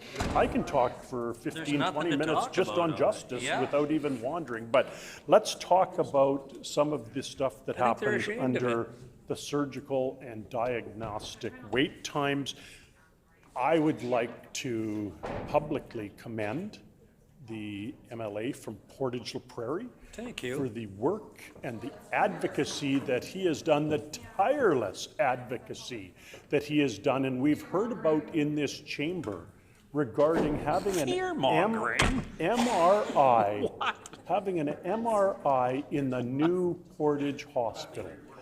That's a bad idea. That would sure help the 24,000 Manitobans that are waiting for diagnostic services.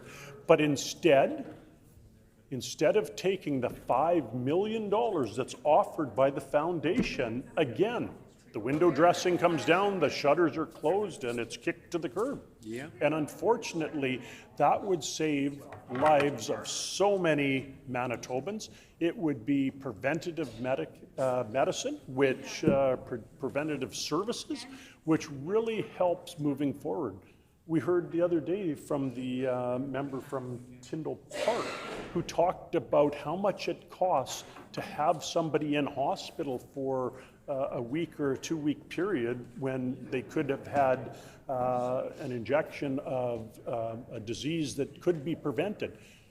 Prime example is $5 million by the foundation. No cost to this government. It's a no-brainer. They put this MRI machine in, and 24,000 people move up on the wait list and get the diagnostic services that they need. These individuals, we've heard from the Jeffrey family was one that spoke at a Portage meeting that the MLA from Portage La Prairie hosted, and they had to leave our province. They had to leave our province and go to another province to get any sort of service and diagnostic services. I've heard that for 3 years. Paid out of their own pocket, and they were the ones that end up being the victim of this system. Yeah. You know, a simple ask to do a simple thing, an MRI machine that would help service this area. But I'll bring it even further because I represent Brandon. All of the diagnostic services, the hub that Brandon Regional Health Authority serves, could be serviced again by not having the additional pressure from the surrounding regions of Portage La Prairie. And I know the member from Agassiz also has many of her constituents that would benefit from this because it's a much closer region to Portage La Prairie where they could travel there, spend less time on the road, have more family time, ability to be there. But no, many people have to cancel a whole day of their schedule to travel either to Brandon or to Winnipeg to get these diagnostic services. It's an absolute abysmal failure on the part of the NDP government to not look at this, to not consider it. You know, when you look a gift horse in the mouth, you have to say, why can't we take this? Why can't we make this move forward? Another one was to look at the failing to produce a meaningful plan to recruit, train, and retain healthcare workers in Manitoba. We've heard a lot of talk about the listening tours, but what we found out, Honourable Speaker, is that the listening tours were toned down. They didn't hear what was being said. We hear about all of these net new positions, but everybody that I have talked to, whether it's in my constituency or many other constituencies, they're saying where are these net new positions? Because we certainly are not seeing them. So unless they're in scurried away in their own little place that's secret to everybody else, we're not seeing these individuals in our communities. We're not seeing the individuals that are really needing the help from the medical profession. And I also have to commend the MLA for Roblin, who has been a tireless advocate for health care within our province, bringing realistic and factual information forward day after day in question period. And that's why we had to bring these failings of the the Department of Health move forward that this government is not supporting. There is so many great workers, there's so many nurses and doctors and healthcare providers that do tremendous work within our province, and I know I have direct family members that contribute to that as direct healthcare providers, but they're wishing that they felt supported and felt heard. They were at some of the listening tours, and not a thing has been brought forward with the many of the recommendations that they had, Honourable Speaker. They're concerned about their safety in the institutions, but they're also concerned about patient safety, and they have to make sure that the patients come first. So with that, Honourable Deputy Speaker, I hope that the next NDP Speaker can actually use their allotted 20 minutes and talk about their budget, their failed budget that really Manitobans are First time has expired. The Honourable Member for Thompson. Thank you, Honourable Speaker. I'm not going to take up my whole 20 minutes because I want to give a chance for the rest of my colleagues to stand up and talk about this budget. We have such a big team. So it is with great pride that I stand up today to talk about our 2025-2026 budget and the amazing work that our government is doing to build Manitoba. To be part of a government that listens, takes action, is a point of pride. Together, we are moving forward in uncertain times with hope and a united sense of identity in the face of external threats. Hear, hear. We are stepping up, answering the call for measurable growth and development. This budget has been constructed to meet the needs of our province in any situation.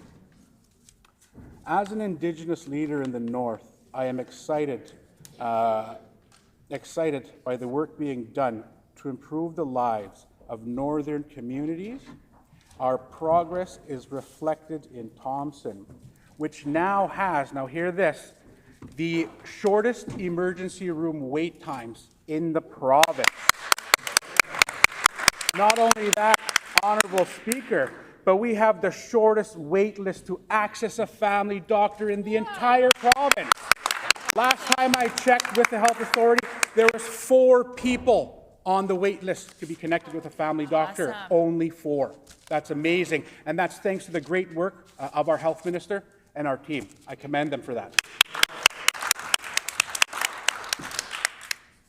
A mobile MRI machine is coming, bringing care closer to home for our patients and their loved ones, reducing the need to travel large distances to receive diagnostic services. And for those who travel is necessary to access extended health care, family and resources, they will be traveling in buses that are heated. This was a huge issue under the previous government where in Thompson we had buses that didn't have heat, and through the winter people were freezing. They literally had blankets. But thanks to our Minister of Transportation and Infrastructure, she made sure to pass legislation that that is not allowed any longer. Awesome. So Northerners were forced to endure elements inside a vehicle. Our government is keeping Manitobans safe. Unexposed to the winter winds, they can now travel warmly to get their needs met. Now, the construction of the Thompson Regional Aquatic Center promises to bring families together. It will give 55,000 people in Thompson and the North a modern, accessible facility for low-cost recreation where they can have fun and get some exercise and make great memories all year long. I was devastated when the Northplex pool closed under the previous government. We fought tooth and nail to bring this facility back, and I'm so very, very proud of our team for investing in Northern Manitoba. We're making sure that every school in Manitoba has the supports that kids need and that no child will ever go to class on an empty stomach. And you know what? We're going to make sure that no government can take that away, and it's called Nello's Law. Right. Building in the North moves beyond recreation as we move forward with a new airport for Wasagamak. As part of our $809 million investment in Manitoba's infrastructure, we are investing $36.4 million into the Arctic Gateway so we can continue to build northern Manitoba and make sure that Manitoba is the hub of exports to other countries. We're facing uncertain times. We need to make sure that Manitoba can deliver to other markets and we can import that way as well. That's right. The Arctic Gateway. We're building up both the port and the rail line to strengthen our trade corridor, access tide water, and protect northern sovereignty. $881 million in upgrades to Manitoba hydro infrastructure. We have crumbling infrastructure because the failed PC government never invested $1 in our infrastructure. We're gonna build it up. We're gonna invest so that we make sure that lights stay on for everyone in Manitoba. Here, here. Bill, that's right. Thank you. Oh, thanks for reminding us, PCs. Oh, come on over. We have broken ground on a gold mine in partnership with Northern Indigenous communities. This government wants to make life more affordable for Manitobans by continuing the gas tax holiday with a permanent 10% cut every day. We're freezing hydro bills for 1 year to help with monthly costs. We're increasing our homeowners' affordability tax credit to help with property taxes. But you know what, Honourable Speaker, I have just under a minute left, but I really want to talk about one very, very important thing that's in our NDP budget, and it's allocating $300,000 to restore preventative foot care for northern Manitoba. The previous PC government amputated that program. We're here to restore it for all Northerners. This is something that, as MLA, I have fought alongside for a long time. Order, please. The hour being 5 o'clock. When this matter is next before the House, the honourable member will have 13 minutes remaining. The hour being 5 o'clock, this House is adjourned and stands adjourned until 10 a.m. tomorrow morning.